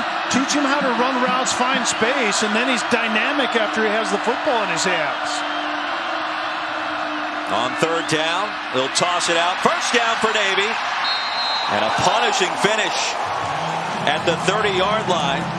Miles Fells with authority that time. Wayne Jones on the wrong end of that collision. So Navy has shown the willingness to get out on the edge in the second half. This is called the rocket toss. First time we've seen it this year. The true pitch outside initially. Perry reverses out and then gives the ball to Fells. And then, wow, does Fells deliver the blow. Good running backs dish out punishment at the end of runs, and that's what it looks like. Fells stays on the field. All 5'11", 175 pounds of him. Flag on the field as Perry escapes. Makes another man miss. It'll be first down and goal pending the penalty. Yeah, this is all coming back on a holding penalty right at the point of attack. Holding. Offense, number 71. 10-yard penalty from the previous spot. Replay first down. Billy Honecker, the right tackle, actually held the defender that probably did figure significantly into Malcolm Perry actually getting free.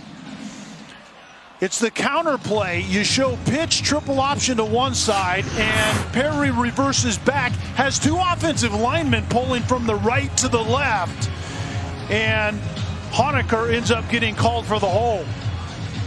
Well, don't forget about Wild Card Weekend. It is almost here, and it all gets started on ESPN and ABC this Saturday. 4:35 Eastern, 1:35 Pacific. The Bills take on the Texans from NRG Stadium. Coverage starts with postseason NFL Countdown at 3 Eastern, noon Pacific. And both, of course, live on the ESPN app, so you can watch them anywhere you may be going to start the new year. And by the way, Happy New Year to everybody watching today. Happy New Year. And one of the final collegiate football games of the decade, which seems hard to believe. And a really good way to end it. I love covering both of these teams. Chris Kleiman at North Dakota State and Ken Niumatalolo does most everything right at the Naval Academy, and I love the way these two teams play. And if you're a fan, the midshipman, you love that number. Wow. Single season school record for rush yards. Yeah, and right now Kansas State defensively has Navy behind the chains at 1st and 20 after that holding penalty. This is the way that Kansas State needs to get off the field.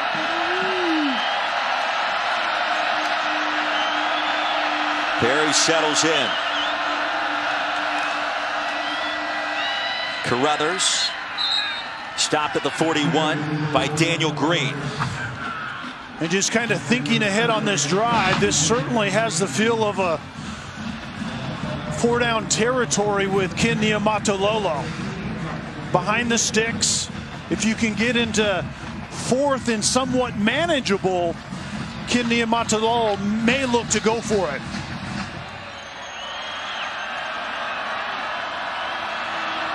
Second and 18, time winding down in the 3rd. Perry on the design quarterback run. He's tripped up in the backfield by Khalid Duke. Khalid Duke did a tremendous job of being disciplined and staying home. Duke is the outside defender to the left side, and you have to be disciplined against Malcolm Perry because he may show up again even though he started the opposite direction from Duke. Navy won 3 games a year ago. Midshipmen have claimed 10 victories already this year. Looking for number 11 that would tie another school record.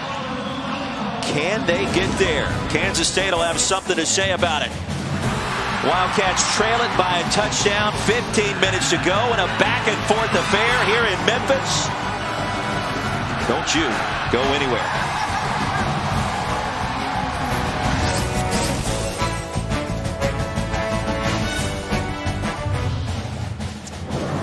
The sun beginning to set along the banks of the mighty Mississippi here in Memphis, Tennessee. The AutoZone Liberty Bowl, 1 possession game, 3rd down and 22 to start our 4th quarter. Kelly Stopper, Lawrence Sisler, Roy Philpott. 15 to go.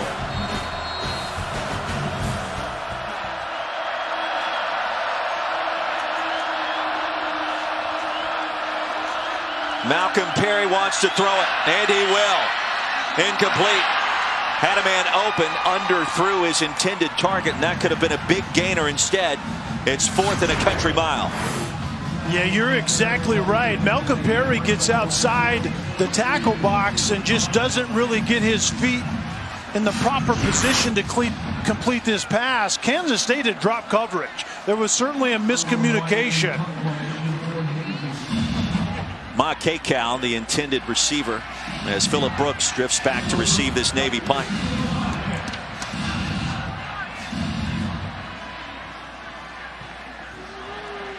Very busy afternoon and now evening of college football. That'll filter over into tomorrow on New Year's Day. It'll be 1st and 10 from the 20 for Kansas State. Coming up tonight after the Valero Alamo Bowl, make sure you stick around for SportsCenter with Bucci and Eaves. They'll look at how J.J. Watt's return could end the Buffalo Bills run. Plus, we compare the first 100 NBA games for Luka Doncic and Trae Young. And the Game Day crew picks Wisconsin, Oregon from Pasadena. Ring in 2020 with SportsCenter on ESPN and the ESPN app. 2020. That just sounds kind of strange at this point. I better get used to it. And I think more people will call it 2020 as opposed to 2020, but honestly, I'm not quite sure. That's why it sounded strange, I think. Perhaps. They'll fake the jet sweep to Youngblood as Thompson bowls his way ahead. For a gain of 2, he was stopped by Fago. I need to see more Skylar Thompson, both in the pass game and the dual threat quarterback zone read type of run game. Skylar Thompson can win this game for Kansas State. Wildcats with just 126 yards of total offense. This Big 12 versus the American Clash of the AutoZone Liberty Bowl. Play action for Thompson. He'll scamper ahead for a quality pickup, stopped at the 26 by Fagot. And Thompson can get things done with his feet. He doesn't necessarily look as good doing it as, say, a Malcolm Perry. But at times he's productive with plays just like that. 3rd down and 4. I feel like it's a really, really important 3rd down for Kansas State. Offense hasn't done much, and the defense found a way on that last drive to get off the field. The Wildcats just 1 of 7 on 3rd down.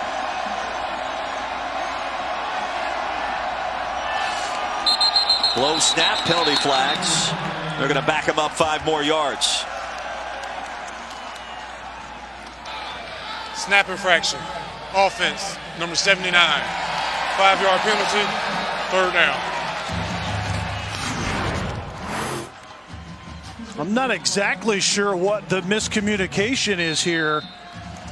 You can see the ball move slightly. And that's the second time. The high hard one to the left that resulted in the loss of yardage on a previous drive, and then that hesitation on the snap right there. And you can feel the pressure mounting on this Kansas State offense. Navy trying to force another 3 and out. Here's Thompson. Now has to run for it, and he will not get there. Tripped up at the 25 by Jacob Springer. Well, at the academy, they call it get 6. They're looking for 3 and outs. They're looking for all kinds of different ways to get the football back to the offense. And a 3 and out is one of the keys for Navy this season. Yeah, the get 6 is a combination of 3 and outs, turnovers, and 4th down stops. And Navy's probability of winning goes up greatly. Actually, 8-0 this year when they get at least 6 of a combination of those categories. Anktel will take a Kansas State bounce and be whistled dead near the 11-yard line. Well, the all Big 12 punter feeling good after a punt of 64 yards.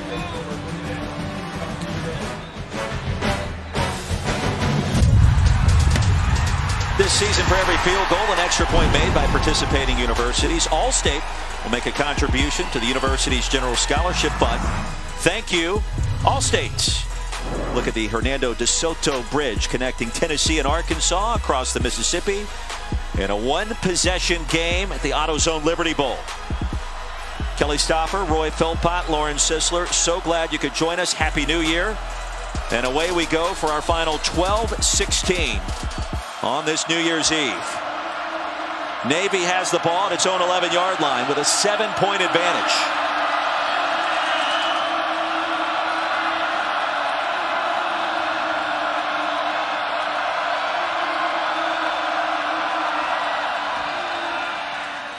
Perry keeps it.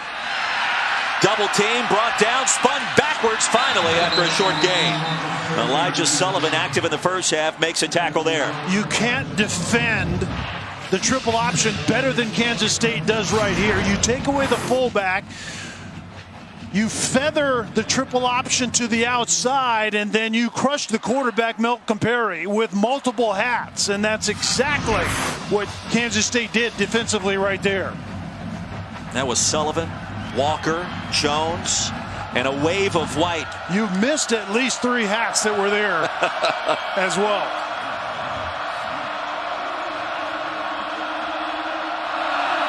Cal in motion. Perry keeps it. All kinds of real estate. There goes Perry. Can they catch him? Sent out at the 30. A huge run by Malcolm Perry. The midline option, you have the fullback dive, and then the quarterback steps up in that void. If they defend the fullback well, and you don't want to leave that much room with Malcolm Perry. A gain of 59 yards, Kelly. He has 186 for the game.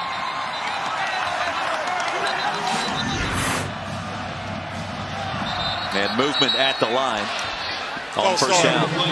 Offense, number 73. 5-yard penalty, first down. Really is the beauty of the option. Just one man in the wrong position. One man has his eyes in the wrong place. And it's a 60-yard run. Yeah, and that's one of the things that the triple option is meant to do, is to force the defense to be so focused on their assignment that they're actually two things that can happen. One, they're out of place, or two, they're a little bit slow because they're overthinking it. And certainly there was some green grass for Malcolm Perry on that previous play. Timeout on the field, 10:40 to go here in Memphis as we step aside.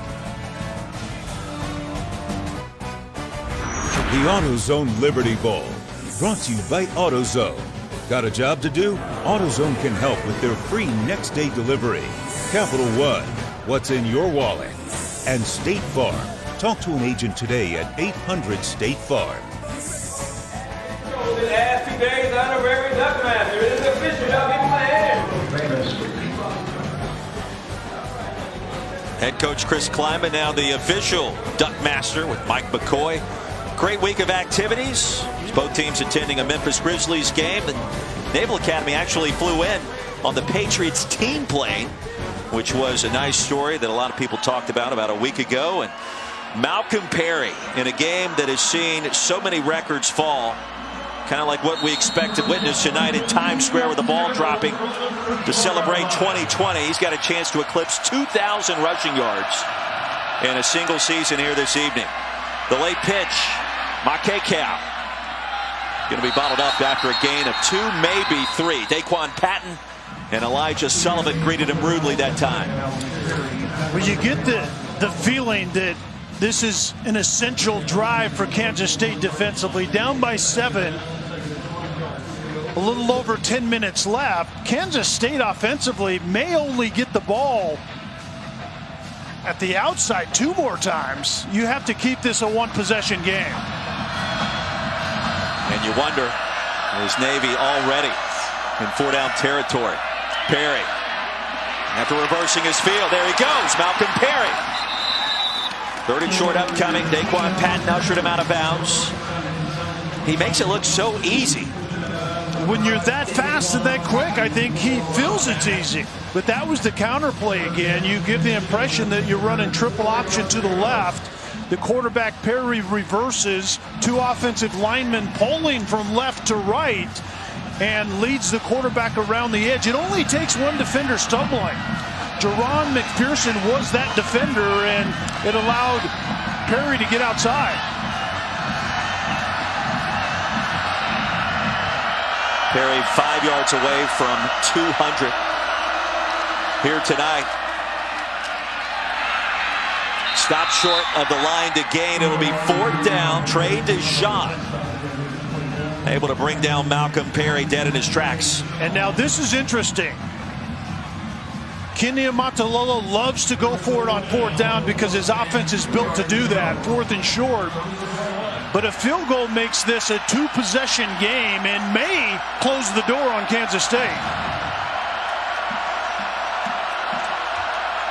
He has a reliable field goal kicker, Bishan Nichols. And maybe trying to draw him off sides. I think you're exactly right. And now Malcolm Perry's giving the impression he's changing the play. He's not. Timeout. Navy, their 3rd and final of the half. Have to believe a field goal attempt coming up after this timeout.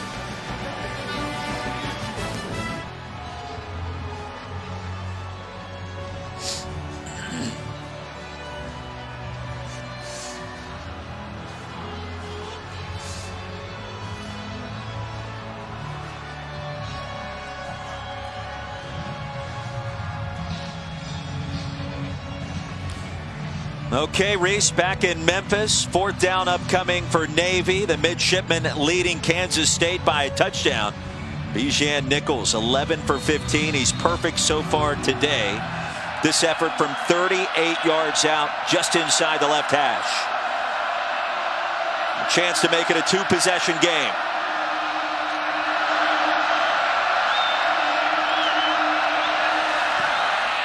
On the way with plenty of distance, and it is no good. Pushed it wide left. And Kansas State defense comes up with a big stop. And Nichols pushed this outside left from the get-go. It really was never within the left upright. And Kansas State had a block coming from Nichols' right side, and I don't know if that factored into the kicker's thinking at all, but that ball was out left from the beginning. A little bit of contact at the very end. No, there was little contact and a lot of acting as Nichols stepped on the defender. Kansas State takes over. Thompson flings it. Knowles has it. That's a gain of 8 yards on first down. I think it was the right decision by Ken Niumatalolo to try to get this to a two-possession game, but Nichols did not come through. Officially a gain of 9, second and short. That missed field goal changes the complexion of this game in every single facet, if you think about it. And a first down carry stopped at the 37 as we check in again with Lauren. Yeah, guys, after the last K-State drive, Skylar Thompson hung up the phone, walked over to his offense and said, guys, we've got to go. Guys, we've got to get out and talk to each other. We've got to communicate better. Guys, we've got this. Let's go. Thompson has become such a better leader this year. The confidence that Chris Klieman instilled in that young man from the get-go shows up in moments like that. After Brown picked up 7, first and 10 for Kansas State with new life. Backside pressure, Thompson found an alley. Joaquin Gill reels it in plus territory, and the drive continues. How about that toss? Yeah, the touch on this pass, Bachman was underneath this receiver, and the touch to get it right over the top of the defender. That was a really, really good touch pass, and one of the most difficult passes to make as a quarterback. It's a gain of 15 yards. Thompson has completed 8 of his last 9 passes after starting 0 for 3.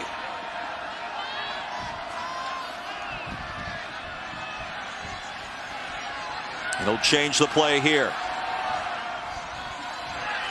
Back to the air. Heaves one deep. Gill's open. Reels it in. It'll be first down and goal, Kansas State. Toasted Kevin Brennan that time, and the Wildcats suddenly in business. A single high safety and man-to-man all over the board, and Gill gets by Brennan. And the audible, I believe, by Skylar Thompson led to this matchup. You see it. You have a play that you can get to it. If you have the confidence and the keys to the car, you can go ahead and have the freedom to get there. And all of those things happen for Skylar Thompson right there. Thompson warming up. The senior running back James Gilbert joins him in the backfield on first and goal. He'll get the handoff towards the end zone and stop just inside the 1. And I do believe James Gilbert ends up just a little bit short. It's where a body part is down when the ball, and where the ball is at that point, I think the half-yard line, quarterback sneak time, I believe, for Skylar Thompson once again. That senior-laden offensive line needs to get pad levels low and get a push. All 5 starters playing their final game here tonight up front. Thompson straight ahead. And through a mass of humanity, I'm not sure if he got there. No signal yet. And now here it is. Touchdown, Kansas State.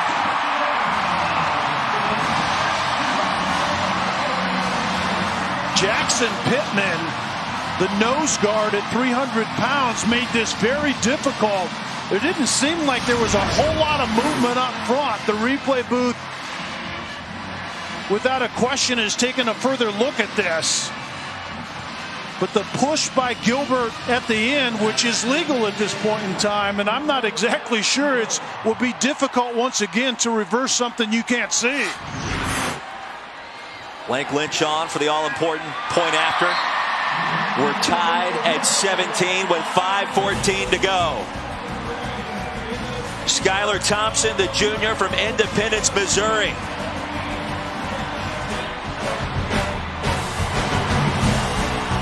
College football playoff national championship game. Number 1 LSU, number 3 Clemson, January 13th at 8 on ESPN. Don't forget, coming up tomorrow, right here on ESPN or the ESPN app, it's the granddaddy of them all. 6th-ranked Oregon takes on number 8 Wisconsin in the Rose Bowl game presented by Northwestern Mutual. And then number 5 Georgia, number 7 Baylor meet after that in the All-State Sugar Bowl. What a time to be alive on New Year's Day. And we've got some work left to be done here at the AutoZone Liberty Bowl, tied at 17. Kelly Stopper, Roy Philpott, and Lauren Sisler as Navy will take over at a 25-yard line. And we head back down and check in with Lauren right now. Yeah, guys, I'll tell you what, Skylar Thompson was rather quiet in the first half of this football game, but he has come alive.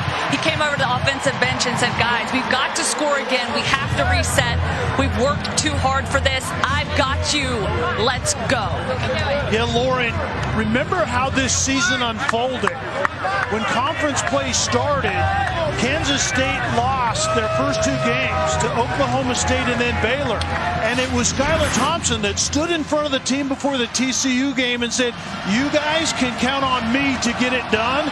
And it continues on in this game right now. Indeed. Inside give. Stop at the line. Trey Deshawn, the tackle of Jamel Carruthers. Not only did Kansas State beat TCU the next day after Thompson's speech to the team, but they went on then to upset Oklahoma the following week. And that young man's career has changed with the arrival of Chris Klieman.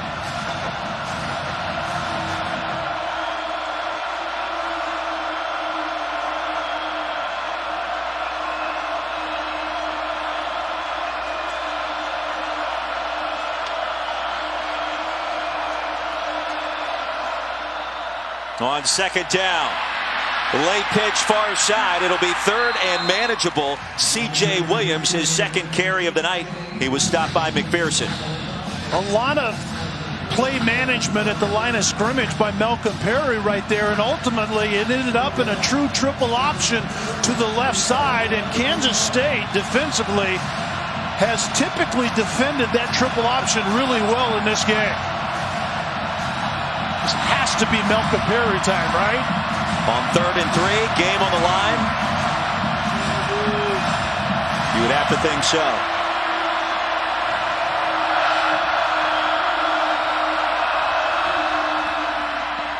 Straight ahead, Carruthers needed to get to the 35, and he just made it.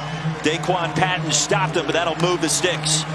And that fullback position is somewhat of a temperature taker.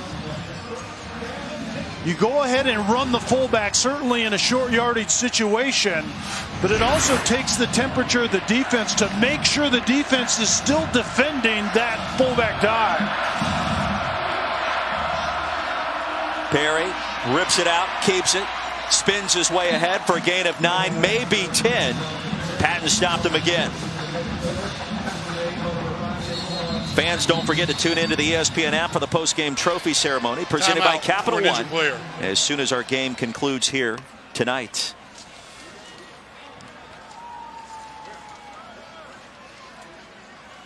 And we're not done just yet. Coming up next, as soon as we're done here in Memphis, the Valero Alamo Bowl, number 11 Utah and the Texas Longhorns. Tom Herman hasn't lost a bowl game in his young coaching career, and Kyle Whittingham, well, he's been one of the best in the business, Kelly. He's won 11 of 12 bowls while coaching the Utah Utes. And Utah could have been a playoff team.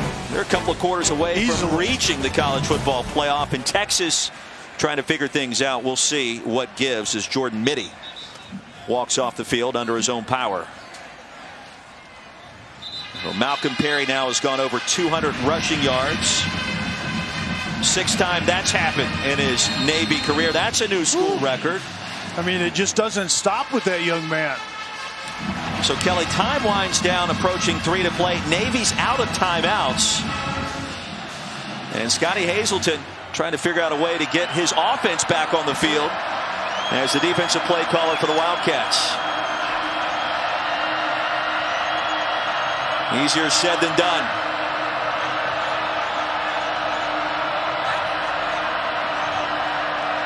Three-man front for K-State. And Carruthers stuffed at the line. I don't think he got there. Daniel Green certainly did. And it should bring up 3rd down.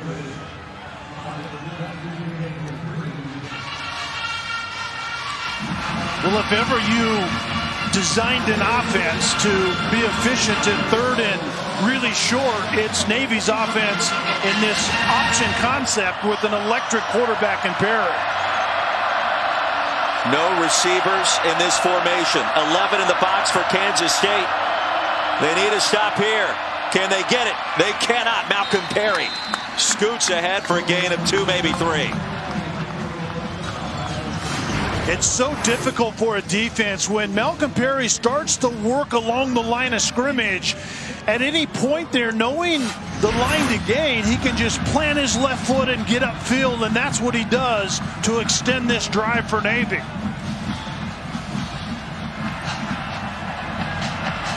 Less than 2 minutes to go here at the AutoZone Liberty Bowl. Perry wants to throw it. Here comes the pressure. Perry escapes back to the line and no more.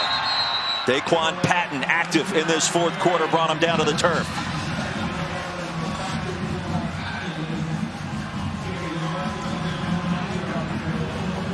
And the senior from Cedar Park, Texas, having himself quite a final game.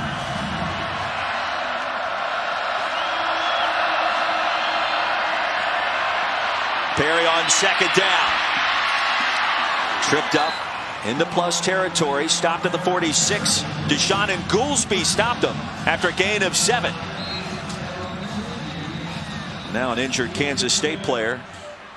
And this is the time in the game where you start to see defenders starting to wear down to some extent. Timeout. So this basically equates to a free timeout for the Naval Academy, as Deshaun is tended to on the field. 10 second subtraction for an injured player. And you can feel the pressure this triple option offense puts you under. Yeah, I mean, think of that. When you're a play caller offensively, you want to call a good play. Well, you have 3 different options every play if you're Navy. Well, we take you back to earlier in this 4th quarter, and Navy with an opportunity to go ahead by 2 scores. Bijan Nichols from 38 yards out, just inside the left hash, hooked it left. Kansas State then takes the ensuing possession right down the field to tie us up at 17. So this also factors into Ken Niumatalolo's thinking on this possession at the end of regulation. For Nichols, you're going to have to get well inside perhaps the 25-yard line to give him a realistic chance to win the game. Yeah, that's a good point. And on that miss by Nichols, Kansas State had a block set up coming from Nichols' right side. And I know that kickers are aware of those things, where the block attempt is going to come from. And he just left it left from the beginning.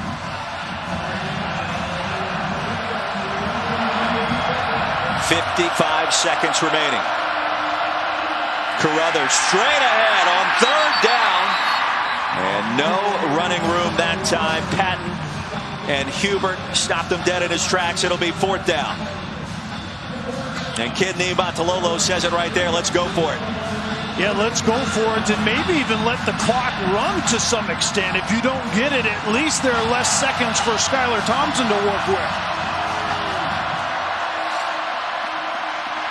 On a trick play, running wide open, it's Chance Warren, brought down at the 5-yard line. It'll be 1st down and goal. Talking about digging deep into the playbook, he did it that time for a gain of 41. Navy special all over again. The pitch, and the eventual pass off of that pitch. Less than 20 seconds remaining. Navy out of timeouts. Perry's going to have to quickly spike it to set up a game-winning field goal attempt, and he will.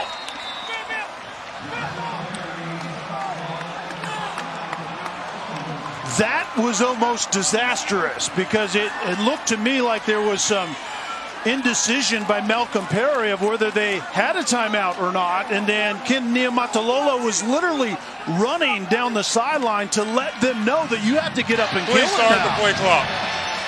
Well, what a play call and a clutch moment here at the AutoZone Liberty Bowl. It'll set up Bijan Nichols. 1 for 2 tonight. A freshman from Texas will attempt a game winner from 23 yards out. Timeout. Kansas State. Their first of the half. The Wildcats will utilize a 30-second timeout. Well, you just never know in bowl season. We expected a good one. We expected a really close one. Two teams that kind of resemble one another, even though they get to the basics slightly differently, and that's exactly what happened. What was going to happen on that previous play before Kansas State's timeout is Kansas State was setting up the block to the wide side of the field. And the significance of that is the block was the opposite side last time. And Nichols felt that and pushed the ball away from the attempted block. And you wonder here, because you have to kick from the right hash to the left, right into where Kansas State's going to be bringing that pressure from. 5 seconds remaining. Here's Nichols.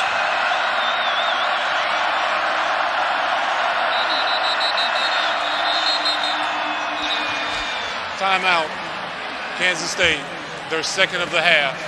30-second timeout. The second of the half, I can assume that Chris Klieman will use his third of the half here shortly.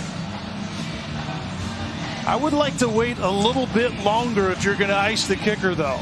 Let him get all girded up, ready to kick the ball, and then call the timeout. If you call it too early, I think it's insignificant.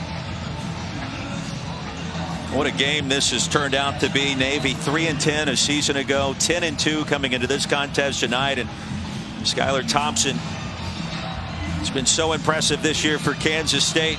He's just wishing for an overtime miracle tonight. Yeah, remember against Oklahoma, that onside kick attempt, he said he couldn't even watch it. He just had to wait for his teammates to show that they were going to celebrate.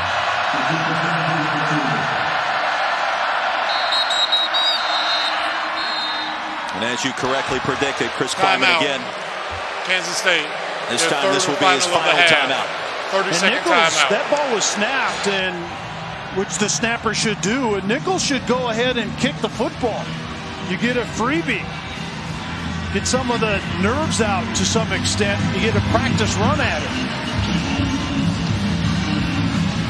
Ken Niumatalolo told us earlier this week he knew back in January this team had an opportunity to be special.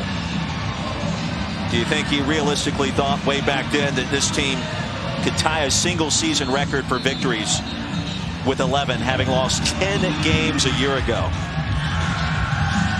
Got a chance to do it right here.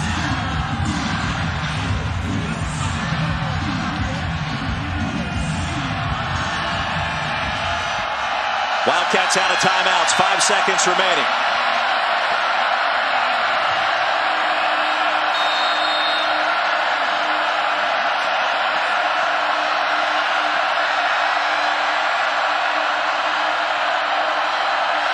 Bijan Nichols, kick on the way. Navy grabs the lead as time expires at the Liberty Bowl. There might be a couple of seconds to get put back on this clock. It looks like the officials are trying to keep both teams on the sideline.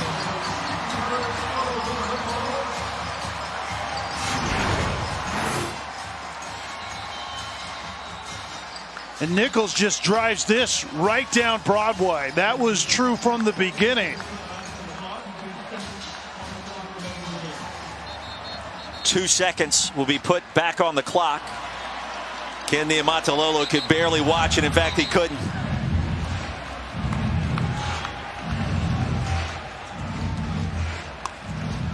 And Bijan Nichols, after missing from 38 yards out earlier in the quarter, a lot better after that make. Yeah, the true freshman meets redemption. That's always a good thing.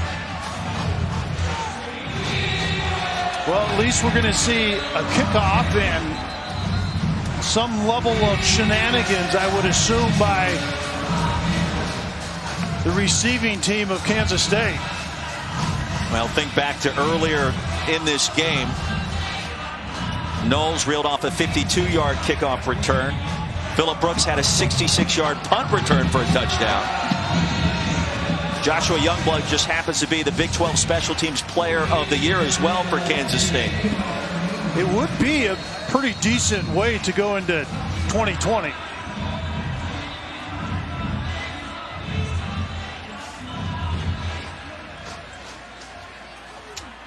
Two seconds remaining.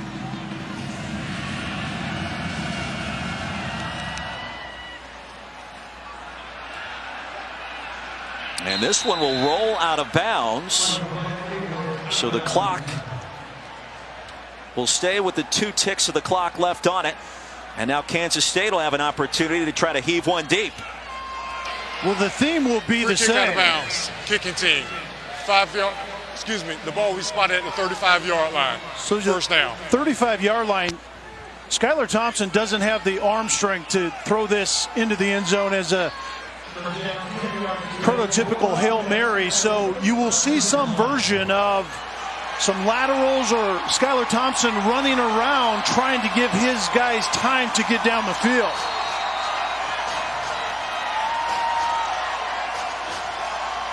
Navy's deepest defender back at the 20-yard line. And the crosser shoveled down to the turf. And that's going to do it. From 3-10 to 11-2. Navy defeats Kansas State in the AutoZone Liberty Bowl 20-17.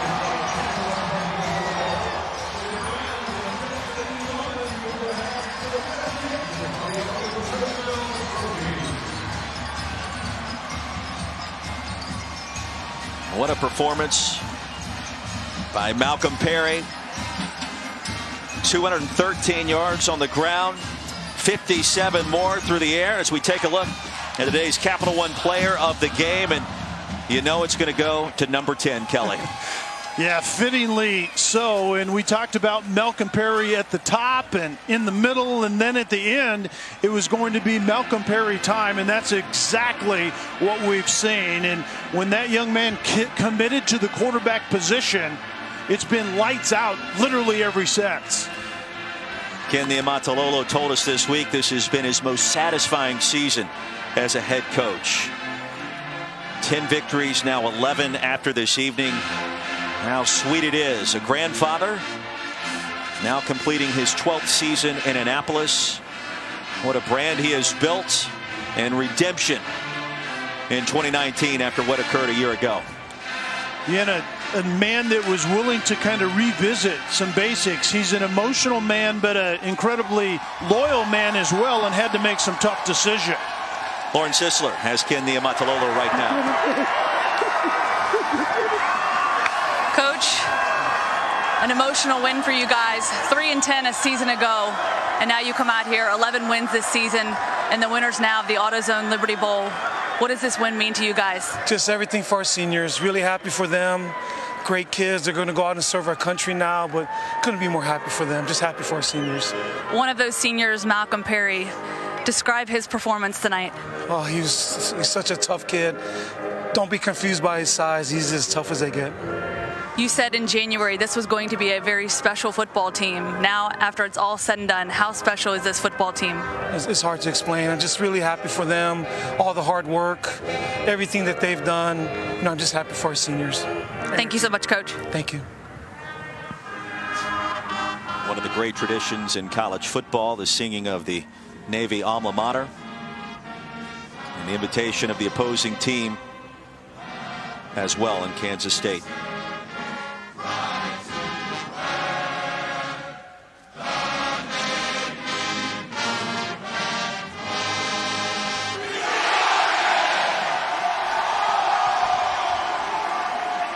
Our director, Ben Johnson. Our producer, Rob Adamski. For Kelly Stoffer and Lauren Sisler here in Memphis, Tennessee, I'm Roy Philpott telling you good night and Happy New Year as the Naval Academy finds a way against Kansas State out of the Big 12. Our final score once again 20-17. Navy finishes its season at 11-2. Good night, everybody, and Happy New Year.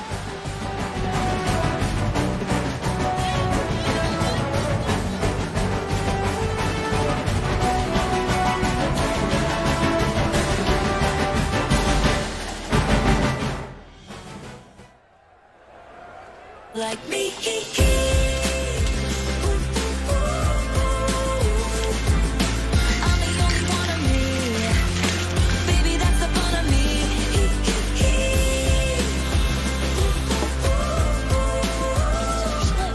With the Capital One Saver Card, you earn 4% cash back on dining and 4% on entertainment. So when you go out, you cash in. What's in your wallet?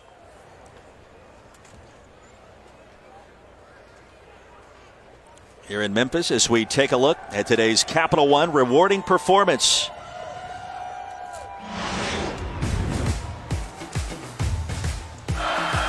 Well, Malcolm Perry, once he decided to be a quarterback and commit to that position, his evolution as a passer to some extent, but as an electric runner of the football. But he took over this offense, the execution, the getting in and out of plays properly, and then being a leader, which he has that in bunches. But that young man out in space, it's hard to find one like him.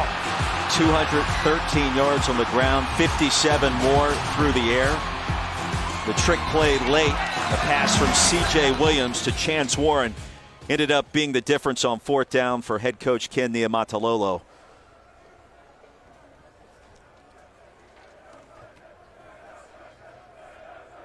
Let the celebration begin here in Memphis as we throw it down to Lauren Sisler. And guys, we've got a very excited Navy right now, winning this AutoZone Liberty Bowl 20-17 tonight. An outstanding performance for this football team who was at home last year at this time after a 3-10 season. Down there is head coach Ken Niumatalolo, along with his players, and here is from ESPN, Lauren Sisler. Guys, first of all, congratulations to each and every single one of you guys for a great performance tonight. A season ago, you guys were at home, a 3-10 season. Now, woo, here we go, baby. 11-win season for you guys, the winners of the AutoZone Liberty Bowl. Going home winners today. The emotion is real. And tonight, presenting the trophy, the executive director, Steve Earhart of the AutoZone Liberty Bowl, as well as Bill Giles, the president of the AutoZone Liberty Bowl. Steve, a few words? Thank you very much. First of all, thank you to Kansas State, to your fans, your team, and thank you for coming to Memphis and a great season and a great game today. Thank you. And to the Navy Nation, congratulations to you. This is iconic Liberty Bell trophy. Bill Giles, if you'd present it to the team, to the coach, to the Secretary of the Navy, the Superintendent, Chet Gladchuk, ring that bell.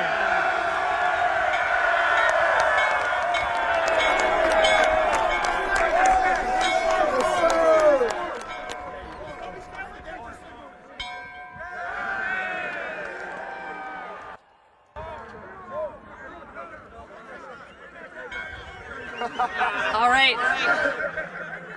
As our MVP here, Malcolm Perry hoists the trophy. Malcolm, we'll start with you. A record performance today, 213 yards. You set a single season rushing record for quarterbacks.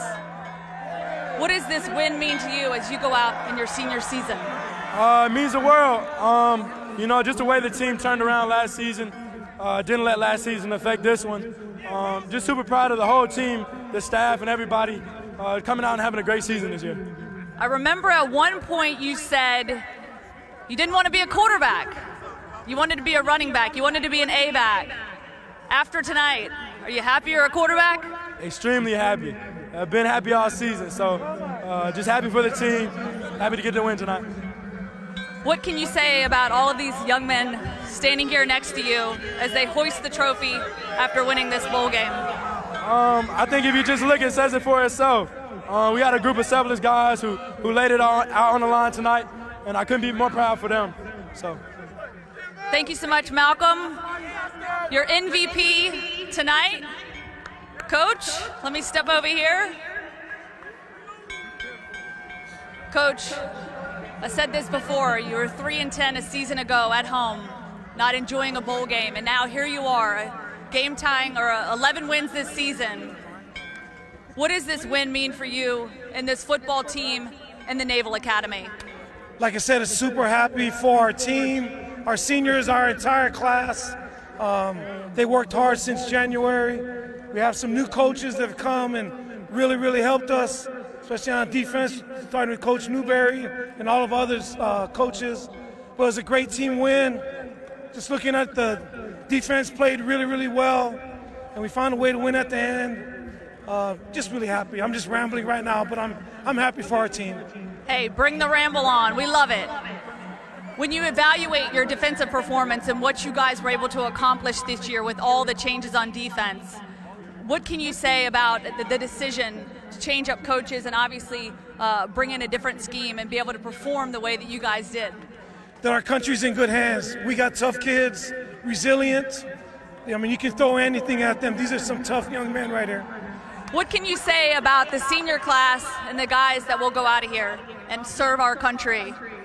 Like I said, I couldn't be more proud of them and just happy for them that, you know, they paved the way for the rest of our team. And like I said, I'm saying the same thing over and over, but happy for our seniors.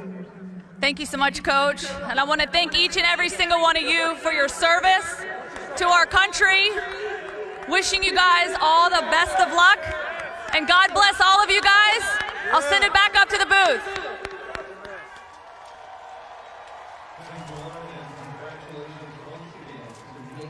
Lauren, thank you very much. Kelly Stouffer, Roy Philpott upstairs.